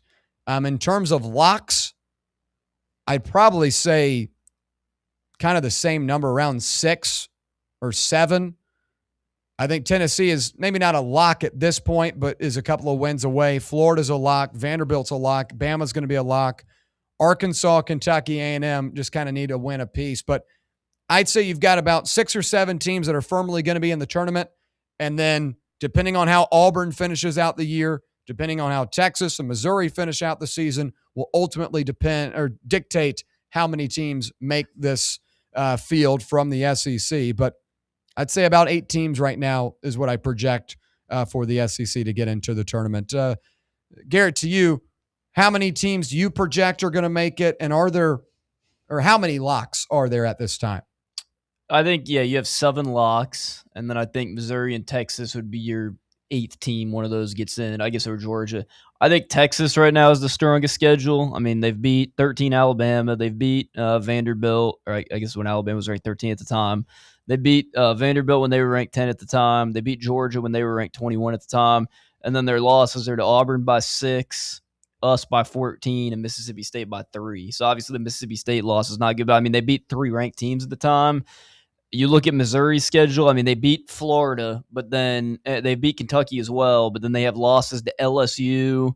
They have a loss to Illinois by 50. They lost to Kansas by 20. I just think Texas's resume is a little bit better. And I think Texas is, even though they're 6-5 in conference play, I think they're a little bit better than the record shows. So I would I would say Texas probably is the last SEC team in, unless someone in Nashville makes a run, a Georgia or a Missouri and makes a championship game or at least a semifinal. Brett, to you, how many teams do you think make the field, and how many locks would you give? I'm just kind of going off, like Ken Palm has like Georgia at 37th and Missouri's way down at 52. So it kind of tells you, because I think Missouri's on the outside right now, and I have Georgia. I think Georgia's in. I got like 8. I'm probably around the same as you. Florida's definitely in. Arkansas's definitely in. Kentucky, A&M, Vandy. I think we'll see what they do with Bama. Are they in the fringe now with this Bediako thing? How do they rate them? But I think they're ultimately going to get in. And then us, I think, are kind of your locks for sure. And then, Missouri, Texas, Georgia, and Auburn are kind of on the fence there. But I could see all those teams getting in, though. I think, so I could see 10 teams ultimately getting in this thing for the SEC. Last year, the SEC had 3 teams in the Final Four, and Auburn, Florida, and who was the other one? Oh my gosh! What are you talking about? Last year's Final Four. How am I blanking on that right as I'm going through it? You had 2. Well, you had Auburn and Alabama play each other, or Alabama played somebody in the Final Four, right? You had Auburn and Florida make Auburn and Florida. That's you had Auburn and Florida because it was Duke and Houston. I'm sorry. Yeah. You had 2 teams make the Final Four last year. You had 4 teams make the Elite 8 with Alabama, Tennessee, Florida, and Auburn included in that mix. I was messing up my numbers there. My apologies. But now this year, it doesn't seem like you're going to have a number 1 seed. It doesn't look like you have a true head over heels national championship contender. Or am I wrong in saying that? I think Florida does have the roster to do so, but it all depends on Xavier Lee and Boogie Flan, and I don't get enough consistency out of them to say that's going to be a championship team at this moment. I think when you look at the top 10, there are a ton of teams right now that I would have over Florida, and that's deservedly so because they're in the top 10. But I think Florida's the best chance the SEC has, but I think they have a significant flaw, and that's 3-point shooting, and that's guard play, and that can become really, really big in the tournament. So I don't think the SEC really has a true championship contender at this moment. Is that wrong in saying that, Alex? I totally agree with that. I was about exact same words were about to come out of my mouth. Just look at the strength of these other conferences. I mean, you see what's going on. Look at that Duke North Carolina game. It's like, man, these other conferences are back, and the Big 12's back. The ACC's back, and the Big 10. Look at Michigan. Dusty May's doing some good things over there. So, no, I would say the SEC is not have a national title contender this year. And I would say it's Florida just because obviously they did it last year and they have that experience. But, I mean, I don't know. Maybe you could give Arkansas a little bit because they've got Cal and they've had some good wins this year. But really, yeah, Florida and Arkansas would be the top of my list in the SEC, but I'm not very confident in those picks at all. Garrett, to you, how many championship contenders does this conference have? 0. Yeah. I think the only team, to me, Michigan, UConn, or the Big 12 is going to win it. I don't see anyone outside of those up. I mean, maybe Duke, but I don't even UConn. They've struggled Houston? a little bit in Big East. Did you say Houston? Well, I was saying other than the Big 12. I could see 4 or 5 teams. Yeah. I could see Kansas winning it all if Gotcha. Peterson played the entire tournament. I still think Arizona is going to win it all right now. I just don't think the SEC right now has even if Florida played their tip-top game against Arizona or Michigan, I don't see them knocking them off on a neutral site court. Well, that brings up our next question, and that would be, if you had to pick right now, who would your national championship selection be? I don't go Arizona. I go Michigan. I think Michigan right now is just a well-oiled machine. Outside of that loss to Wisconsin, this has been a group that hadn't lost another game. They're 22-1 on the season. And the thing I love most about the Wolverines, obviously Axel Lindenborg, I've got a lot of faith in. I think he's an incredible player. Should be playing in the NBA right now. Kind of the same way it would have been for Duke if they had brought Cedric Coward back. He was committed to Duke originally, then decided to go to the NBA draft, now plays for the Grizzlies, and is going to be, Rookie of the Year candidate for the way he's played. But Lindenborg's a guy that could have gone the draft, decided to stay. So that's really valuable experience. And he's obviously one of their best players, 14.3 points a night, 7.5 rebounds. You've got a veteran guard in Elliot Cadeau, the former North Carolina transfer. Again, I say guard play is really, really big come tournament time. And having a guy like Elliot Cadeau is really big because he's a kind of a pass first point guard and isn't necessarily a guy trying to fill up the stat sheet in points, which I think is also valuable. And then you got a guy in Ade Mara down low that Tennessee saw last year in the tournament up against UCLA. The UCLA transfer has been a big deal for this Michigan team too. 11.3 points, 6.9 rebounds. This is a group that rebounds the basketball well overall, but having a guy with that type of size poses a ton of problems for opposing teams. And I mean, you can go up and down the list from Burnett, another guard. Amari Burnett is a guy I like a lot. Morez Johnson Jr., the transfer from Illinois. You go up and down the list. I think Michigan has all the wheels and all the tools to win the championship. And Dusty May is a guy that's already done it before. He's already taken a team in Florida Atlantic to a Final Four back in 2023. I don't know why he wouldn't be able to do it with this Michigan team. And I think Michigan's right now the best team in the country moving into the tournament. We'll have to see how they finish out the slate. But Dusty May and this Michigan team have a little bit of swagger to them, too. They're a little bit like the Dusty May sitting on the bench at the Michigan State game on the road right in front of the student section. He's fantastic. And that's like a Michael Jordan move. Like, I'm going to sit right here and taunt you right before I go out and get a win. So I like Michigan. That'd be my team at the moment. Alex, to you, who would your team be at this point in time? Miami of Ohio, obviously. Just kidding. There you go. Yeah. I'm going to go Duke. I love Cam Boozer. We saw him here in that scrimmage earlier. And I don't know. I just think, he's going to have player of the year caliber type season. I don't know. I think it's Duke's year. They were there last year, Final Four. I think they're going to get it done. I love Cam Boozer. Just a phenom. So I like picking the team with the best player in the country. So yeah. I'm going Duke. Brett, to you, who would your pick be at this point in time? Man, it's tough. There's some good teams. I think Houston. I like Houston a lot. They've been there. They're right on the cusp. Love their coach. Love Fleming's. Their guard play wins in March, and they got the bigs and they're physical. So I think this is going to be Houston's year to cut the nets down. Garrett's pick, Arizona, number 2 right now in the KenPom rankings, 7th in adjusted offensive efficiency, 2nd in defensive efficiency.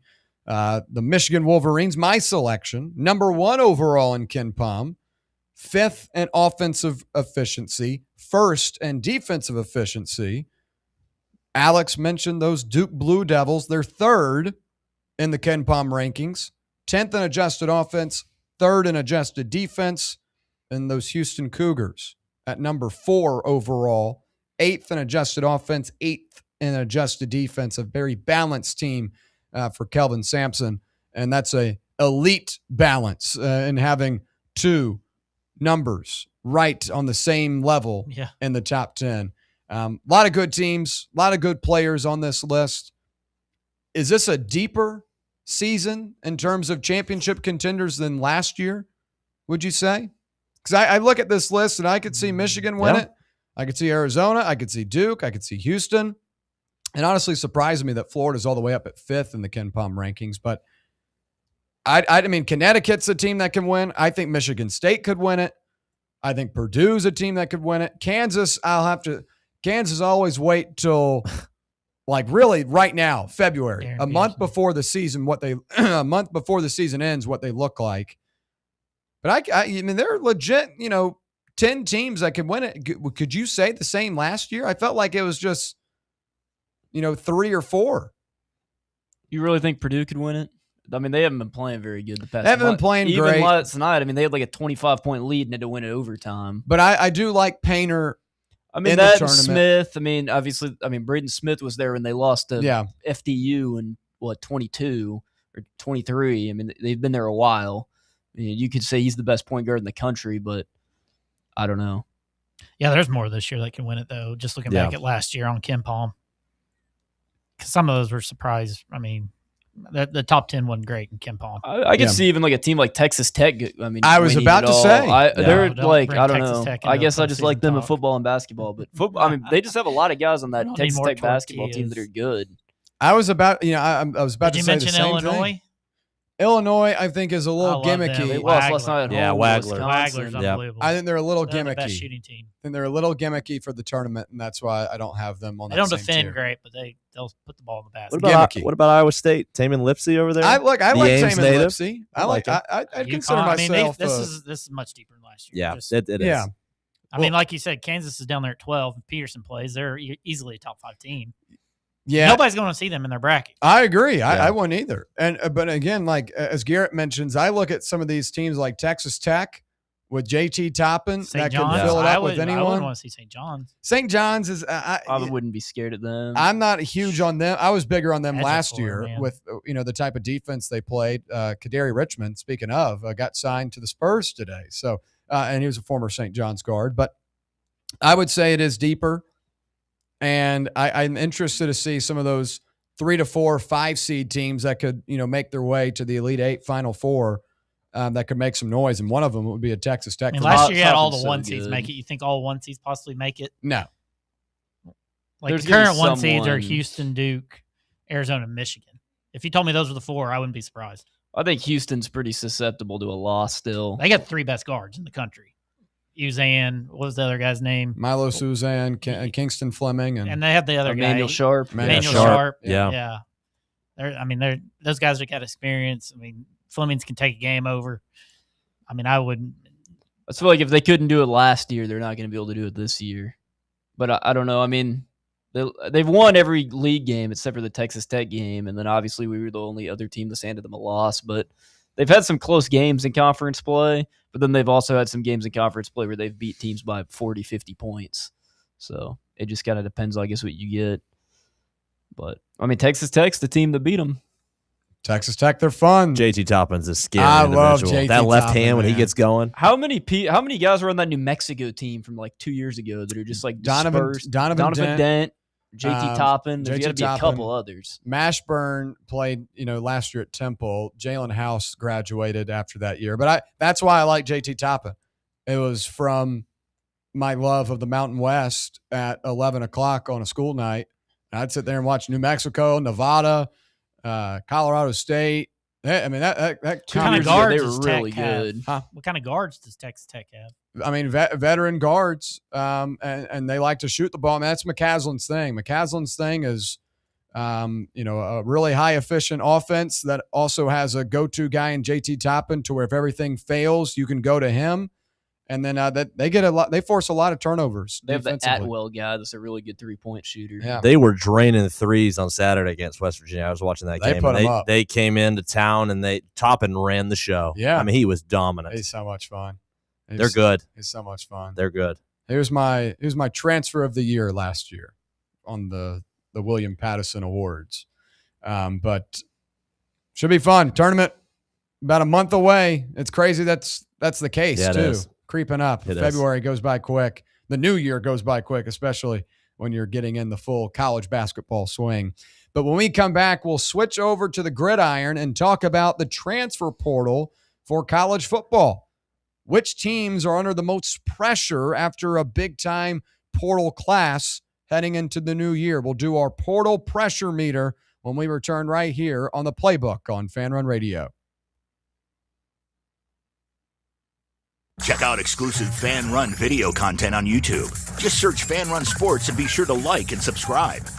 Are you looking for a treat that will knock it out of the park at the next watch party? Just like your favorite baseball team, Crumble brings the best lineup week to week with an expanded roster that includes key lime pie, strawberry cake, or my personal favorite, Monster featuring M&M candies. Let Crumble treat you to the best cookies in the game. Download the Crumble app and start earning rewards. You can even vote monthly on what flavors you would like to see at any store of your choice. Warmer weather is here, so get to the ballpark, but don't miss the cookies. At Knoxville Insurance Group, they understand the challenges many consumers face when searching for insurance coverage. That's why whether it's for you, your family, or your business, they create a coverage plan specifically for your unique needs. Knoxville Insurance Group is an independent firm, which means they aren't beholden to just one insurance company. They search multiple companies acting as your negotiator to find you the best possible policy and price.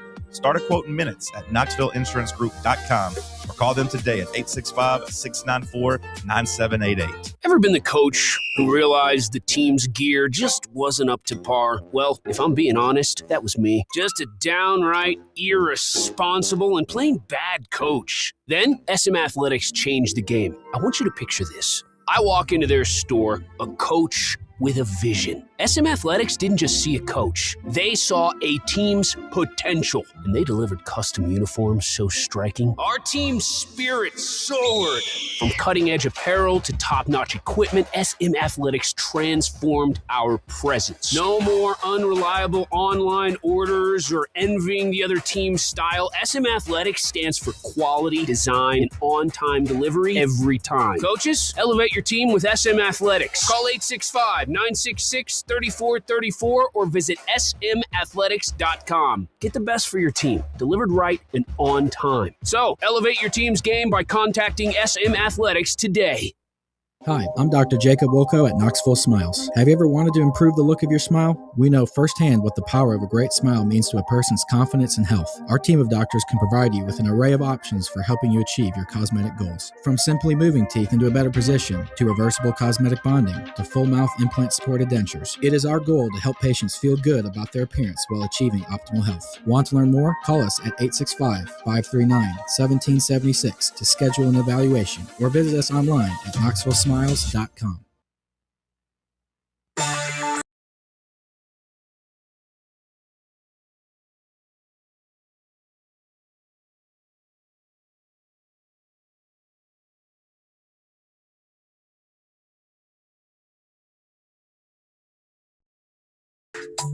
All right, back here on the Playbook. We appreciate you hanging out with us on this Wednesday. Coming up in 36 minutes, I should say. It's The Drive with Russell Smith, Bob Baskerville, The Bear, and Walker Smith, rounding out your Wednesday here in K-Town. But we've still got plenty left to go, and that brings us to the portal pressure cooker, as not all pressure is created equally. You'll learn that in grade school. Some transfer portal classes will find out that soon enough they missed, they whiffed, they nailed it.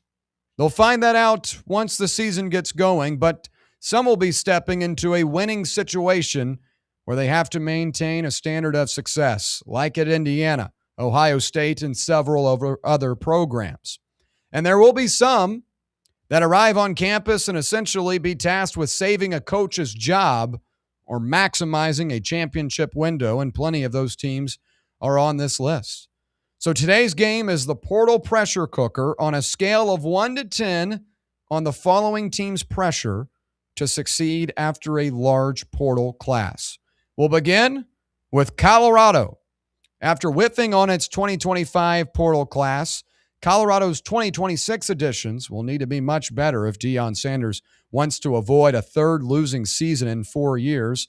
The Buffaloes have gotten into trouble for taking flyers on former blue chip recruits who didn't play much at blue blood programs. But this offseason, they bet on production. Here are the new pass catchers for quarterback Julian Lewis that are sure to be a big impact for the Buffs. And that's Danny Scudero from San Jose State, had 1,297 receiving yards in 2025. Cam Perry, who had 976 receiving yards and 6 touchdowns at Miami of Ohio. Ernest Campbell, 755 and 8 TDs for Sacramento State. And possibly the biggest name on the list, DeAndre Moore Jr., who had 38 receptions and 538 yards for the Texas Longhorns. And my portal pressure meter here is going to be a 7. I don't think Deion Sanders is necessarily on the hot seat heading into this year. I think he's kind of got the reins of the program, and it'll kind of go the way he does. If this upcoming season doesn't go well, then I could see him being put on the hot seat into the next season. But right now, I'd say he's pretty firmly at Colorado. And the big task for them was going out and getting established receivers for a Julian Lewis and, cleaning up some things on the defensive side of the ball. But he's had some hits in the portal before and has brought in top-tier talent before. And last year might have been a whiff, but I'd still trust Deion Sanders' judgment and think they added a lot of impressive names. And, we focused on the wide receiver side of the ball, but also I look on the defensive side with a guy in Gideon ESPN Lamprey from Bowling Green, who was a top 100 player in college football this past year that has now taken the next jump from the MAC to the Big 12. I think this is a 7 on the meter in terms of the pressure they face, because I don't think he's going to get fired if things don't go right with a younger quarterback in Julian Lewis. To you, Garrett, the portal pressure meter for Colorado in your eyes? It's probably like a 4 or 5. Deion's not going anywhere. The administration loves him. Their fan base loves him. The players like playing for him. They went out and they made, my opinion, the best offensive coordinator hire maybe in the country. They went and got Brennan Marion, former offensive coordinator at UNLV, was the head coach last season at Sacramento State, completely rebuilt their team at the FCS. Some unpromised things went to him with their administration saying they were going to FBS this year. That didn't happen. Ends up taking the Colorado OC job. I think he's going to be the Colorado head coach one day. I think Deion's going to be the coach for a few more years, and then I think they give it to Marion. But as you said, they went out. They got a lot of good pieces. I really like Ernest Campbell. He was an FCS All-American. He was he played at Texas A&M his freshman year. Didn't play football in 24, but he was one of the best track and field athletes in the country. Incredible speed. Obviously, Scudero led the FBS in receiving yards. Perry was one of the best receivers in the MAC, getting DeAndre Moore from Texas. The one thing that will hurt, obviously, they lost their top offensive lineman to LSU, and then obviously losing to Marion Miller to Arizona State, a wide receiver, a big loss. But I think offensively, they started Straub, they started, they obviously started Julian Lewis, and then they started Caden Salter. Yeah. You have 3 quarterbacks starting this year. Obviously Juju's going to be number 1. He's going to start all 12 games. I could see definitely a jump up for them. Brett, to you, portal pressure meter for Colorado. Yeah, I'm with Garrett. Just kind of looking over their schedule. I don't know if they make a bowl game just looking at their schedule. It's really hard in this day and age to overhaul just a complete roster and hope it works. I just wonder how good of a coach Deion is overall. He's a good leader of men, things like that. But the X and O's, things like that, maybe this new offensive coordinator will change that. But the overall production, I just don't know if it's going to be there to win these. What looks like to be a pretty tough schedule for them for next year. So, but again, I don't think he's in any danger by any means, but we'll see if they miss out on a bowl game though. Alex, same question to you. Yeah, I've got it at a 5 too. This is going to be a tough schedule. And I will say I do like betting on production from the portal if you're Colorado now, because and to use a Tennessee example, they kind of not that they went out and looked for Joey Aguilar, but they got a guy that was productive at, the lower group of 5 level. And when you bet on production like that, you get a guy now that led the SEC in passing yards. So guys that are leading the country in receiving yards at the group of 5 level, let them come in, see what they can do. I mean, I don't think there's anything bad, especially if you're not on the hot seat. And I don't believe Dion is either.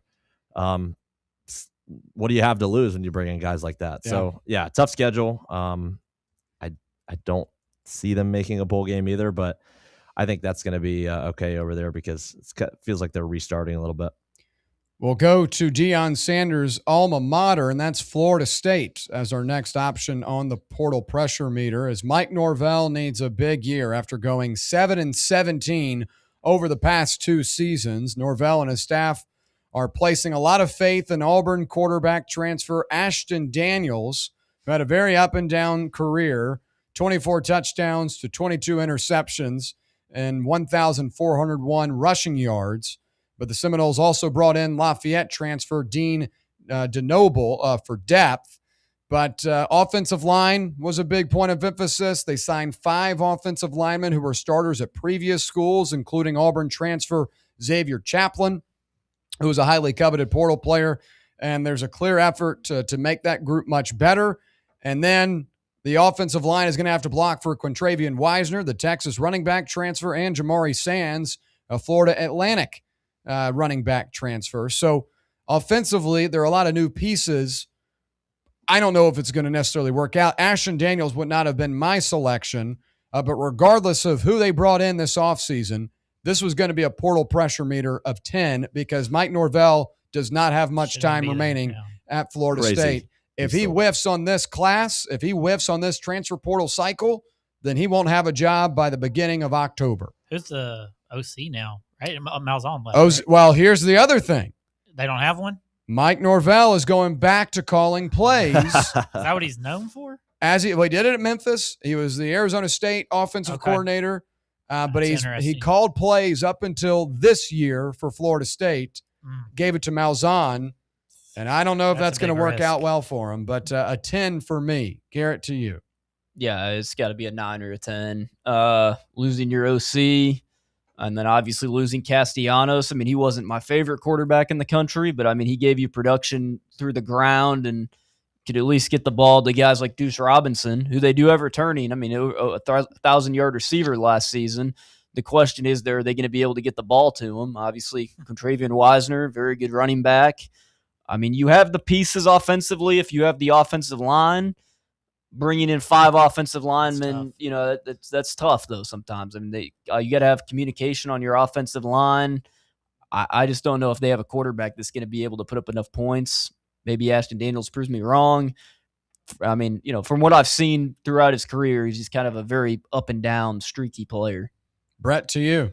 Oh, yes, this is 10. I can't believe we're even still talking about this guy. But when your buyout's as ridiculous as it is, that makes it difficult. But, yeah, that's just going to be another struggle for Florida State. I don't think you really upgraded at all at quarterback, may even downgrade a little bit. So, and then when you tell me he's going to be calling plays as a head coach, we sometimes question our guy here, calling the plays and things like that. It just seems to make life more difficult on an already struggling team as a whole. So, yeah, this is going to be a tough year for Norvell. He's going to be out the door after this year. Alex, to you. Yeah, it's a 10. And these guys coming in probably know they're playing for Norvell's job at this point, which is another whole level of pressure that you normally as a player don't want to be responsible for somebody else losing their job, which I think will happen.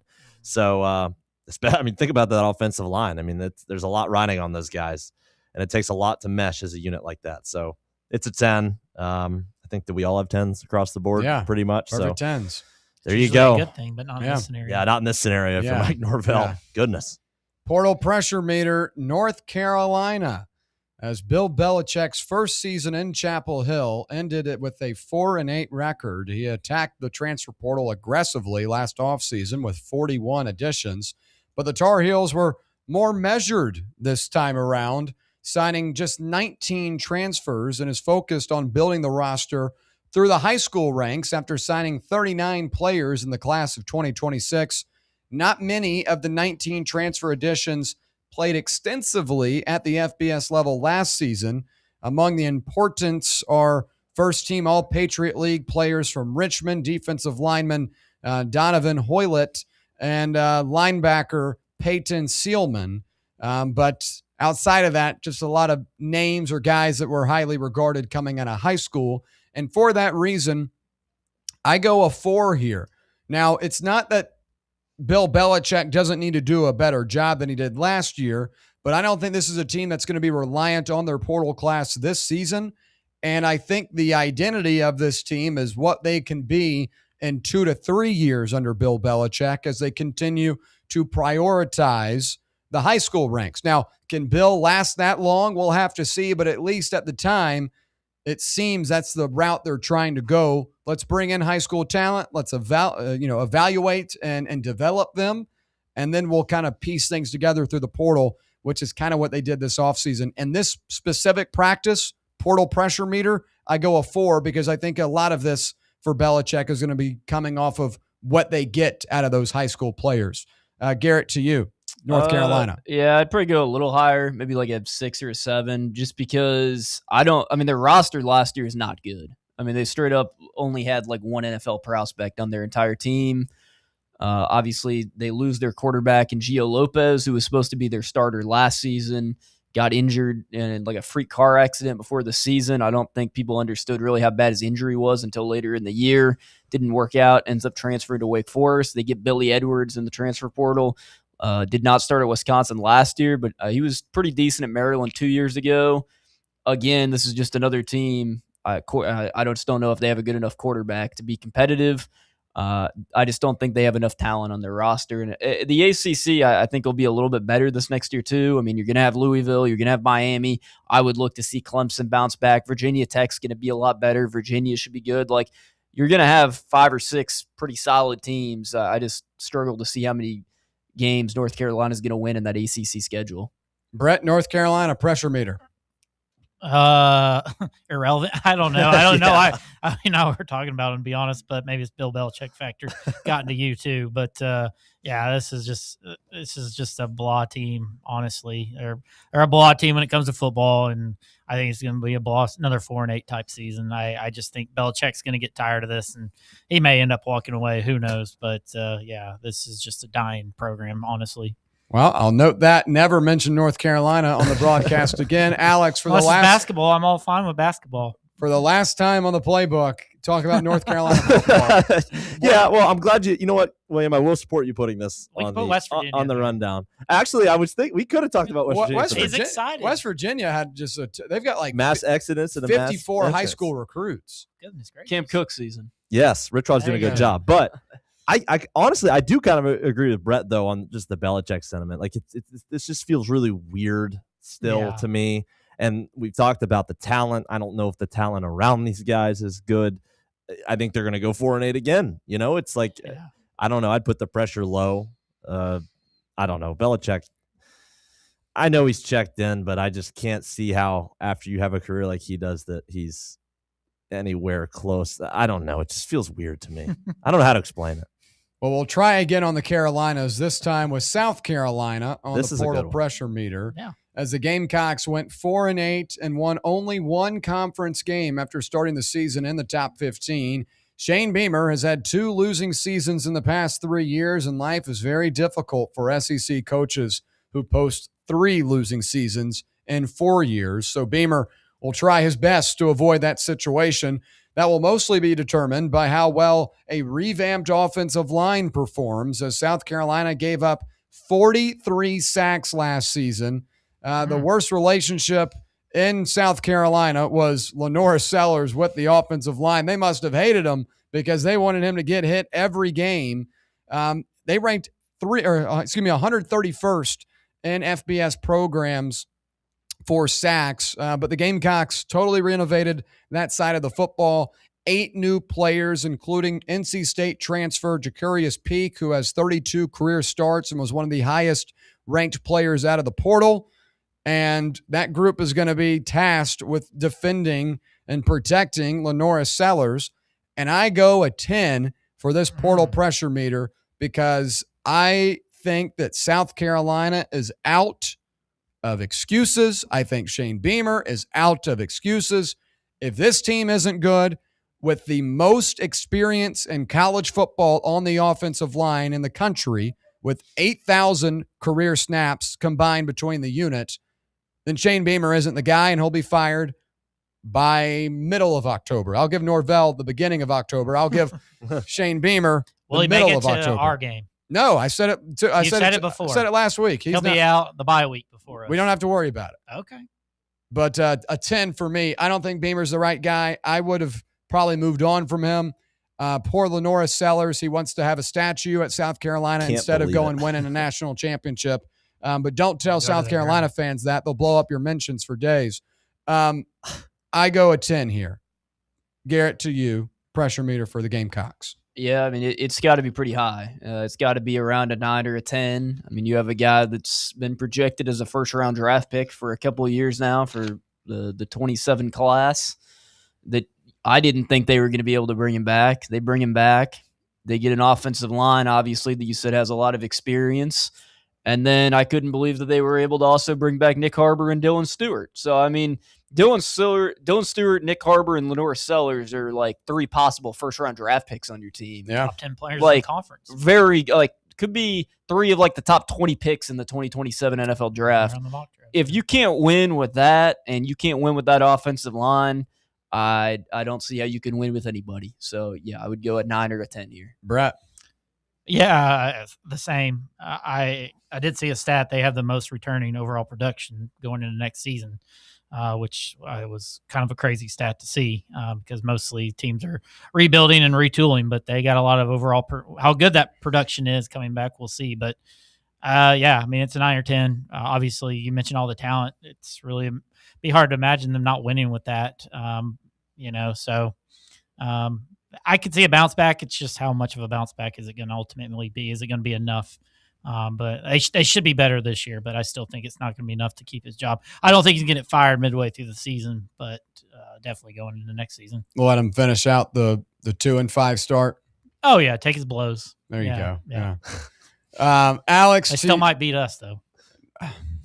We hate playing there at night. They're the most forgettable team in the conference right now of any sport. Carolina. When I think of the SEC, South Carolina right now is the last team I'm thinking of. They're irrelevant in baseball. They suck at basketball. They don't suck, but they're still not good, and they haven't been good at football in a couple weeks. Well, they got women's basketball, but I'm talking about the main 3 men's sport. They're not good at anything.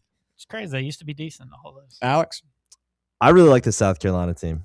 And the pressure cooker's in an 8 or a 9 for Shane Beamer. But I think I'm going to pick this team to make the playoff next year. Before my gosh. Lenora Sellers. Wow. Lenora, do you remember the end of year run? Do you remember the end of year run that these guys went on that almost got in? When Lenora Sellers was playing his best ball. Protect that guy. Give him the receivers like Nick Harbor. That offense is going to be scary. Lenora Sellers is one of my favorite quarterbacks in this league. Get them protected, and I think they're going to be my surprise team of the year next year. Wow. Very early prediction. Not talking fired. He's talking extension. Yeah, because I like Shane Beamer. He's going to bounce back. He's on the 8. I think he's going to bounce back. I really do. He's got the tools, guys. He's got the quarterback. I agree. What's the number 1 position in this sport? It's quarterback, and he's got him, and I think he's got the best one in the country. Look, I respect Alex. He does a great job. I appreciate that, William. I don't agree with that specific statement, but you just don't like the guy, though, too. No, I love Lenora Sellers. I was on my hands and knees for him to get out of town. I will say their schedule looking at it's not bad. It's not horrible. No. I mean, they play Mississippi State, at Alabama, Kentucky, at Florida. They could be 5 Tennessee or 6 at home, to start. at Oklahoma, host A&M, at Arkansas, Georgia. I mean, you could beat Florida and Arkansas obviously on the road. Maybe beat Oklahoma. I don't know. Maybe Bama. I don't know. I still think they're like Let's pump the brakes. This is a 4-win team this past year. I still think they're like a 500 team in SEC play. Talking about beating Bama, they were 4-8. Well, Bama's not returning them. They got questions more. I know, but they've got a better. I mean, I'm not saying they'll beat Bama, but I think they'll beat Kentucky. They'll beat Florida. I'm probably going to pick them to beat Tennessee. What? I mean, really? I told you it's impossible for us to play there. Impossible. It is. Put another Chili's dinner on it. I mean, they're going to win the quarterback battle. South Carolina is against Tennessee. Okay, but I mean, they're going to have the better offense. Here's my thing with South Carolina. Yeah, they were really good at the end of the last season or the end of 2024. But a lot of that is also because they had Rocket Sanders alongside them. Like they didn't have a run Who's game their this running year. back? This past year it was Rasul Faison and he didn't even play that much. Though. Attaway. Was it Attaway? Oscar Attaway? But like, how much is that is having a bad offensive line too? Like, well, I know. You restock. I think they have the two most important units. Kind of, you got the quarterback, you got that offensive line. Maybe. I mean, I know they're all new, but I like their offensive line is better. You know, improve those spots. And I don't know about the defense, but you know, offense, I think they're going to be good. I got some running back from Texas in the portal. Oh, but he Christian Clark. Yeah, but he was one of the he was like their RB3. Yeah, Texas had 4 guys leave, but he was RB3 or 4 really. Another guy from Penn State, Jabri Wallace-Coleman, but probably the same thing as. Yeah, he didn't see the field much this year. That's a bold take, but if you believe it, you have the stats for it. I don't mind it. So, South Carolina college football playoff, huh? I'm going through my wins right now. I've got 8 so far. Yeah, they're gonna have to pull an upset. We need 2 more. They're gonna have to get an upset. They're gonna probably have to get 2 upsets, but I think they can. You're gonna have to be 10-2 to make the playoffs. Yeah, you got to win 10 that's games. just a starting point. Well, Brett's gonna be jumping for joy for the Gamecocks when I'm saying we're not winning that game. We're down there. We're not. What do you think? What do you think about Texas A&M then? Well, we're not winning there either. Okay, cool. Okay, we're not. You've already said we're not winning down there. That one you're not winning. They're probably gonna have to get upsets against A&M, who is at home, and Oklahoma on the road. Oklahoma's doable. They gotta go to Clemson and win too. But I'm saying they're gonna lose. Did they beat Clemson this past year? Clemson beat them. Clemson beat them. Okay. Yeah, it didn't. I think that was kind of a. I mean, yeah, but that they're game gonna have to win. Plus? Yeah, it may have been. Yeah. 2 fired coaches playing the Mountain. Well, the other team we had was Texas. Just give a number real quick. I'd say they're a 9. A 9? I think Sarkisian has a lot of pressure. Like, what would get him canned? Just to miss the playoff, probably? Not doing a damn thing with Arch Manning. That's the highest, most talked about recruit they've ever had. It wouldn't be him getting canned, though. To me, it'd be more or less him just leaving. Like, like he would just go somewhere else if they go 8-4. So, I'd say 9 for Texas. What would your number be? Probably like a 7 or an 8. They have a roster to win the national title. Yeah, I'm low 5 or 6 because I think they're a playoff team for sure. Yeah, got to make the playoff. A lot of pressure on that portal. I mean, new running backs: Raleek Brown, Hollywood Smothers. They upgraded. There. That's a ridiculous running back. Yeah, no, I agree. I love. Yeah, they got Cam Coleman too. Yeah, Coleman. Cam Coleman at wide receiver, and then defensively, I like Rasheem Biles a lot from Pittsburgh. We'll see how Muschamp is, though. I mean, as the new DC there. That is true. We'll get to see him firsthand. He's always fired up. He certainly is. All right, when we come back, we'll wrap things up. It's our final thoughts. Stay right here. It's the Playbook on Fan Run Radio. Congratulations. You found sports radio that doesn't suck. This is Fan Run Radio, Knoxville. Surfside is made with vodka, real tea, and real juice, and has only 100 calories, 2 grams of sugar, and 0 bubbles. That's right. No bubbles, no troubles. That's why Surfside was named the 2025 Spirit Brand of the Year by MarketWatch. Their variety packs come with options: iced tea, lemonade, or green tea. Find your flavor by trying them all. Surfside, sunshine in a can. Must be 21 or older to enjoy. Party smart. Citizens National Bank. Life is more fun with a Good Life checking account from Citizens National Bank, offering extra benefits including bank travel. This September, experience the perfect fall getaway on the New England Rails and Sails Tour, or join CNB in October to chase the Northern Lights in Iceland. Get in on the fun by calling 865-429-7935. Citizens National Bank. Banking never felt so good. Member FDIC.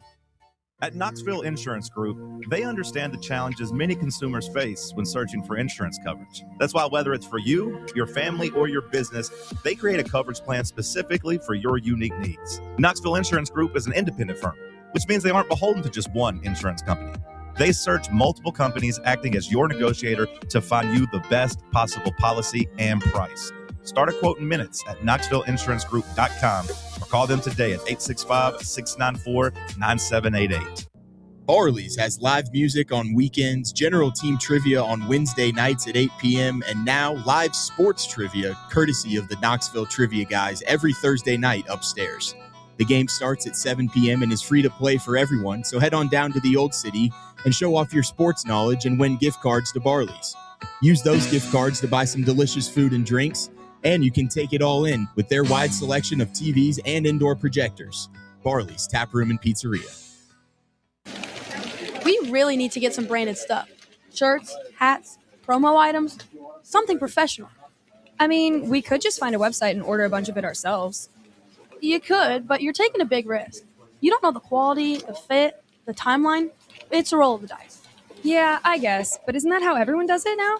Not the ones who actually care about how their brand looks. Look, if we're putting our name on it, it needs to be done right. We need SM Athletics. SM Athletics? Yeah, they specialize in working with businesses like ours. Apparel, hats, promo gear, but real, customized stuff. They actually care if it turns out right. Probably a lot better than getting stuck with 100 t-shirts with crooked logos. Exactly. Plus, they'll walk you through everything. Sizing, colors, material, so it matches the image we're trying to build. Makes sense. What's the name again?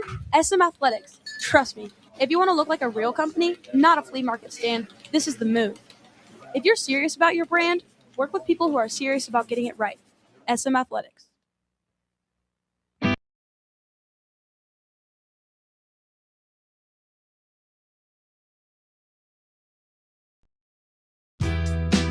All right, wrapping things up on the Playbook. We appreciate you hanging out with us today. Coming up next, it's The Drive with Russell Smith, Bob Baskerville, the Bear, and Walker Smith, rounding out your Wednesday here in K-Town.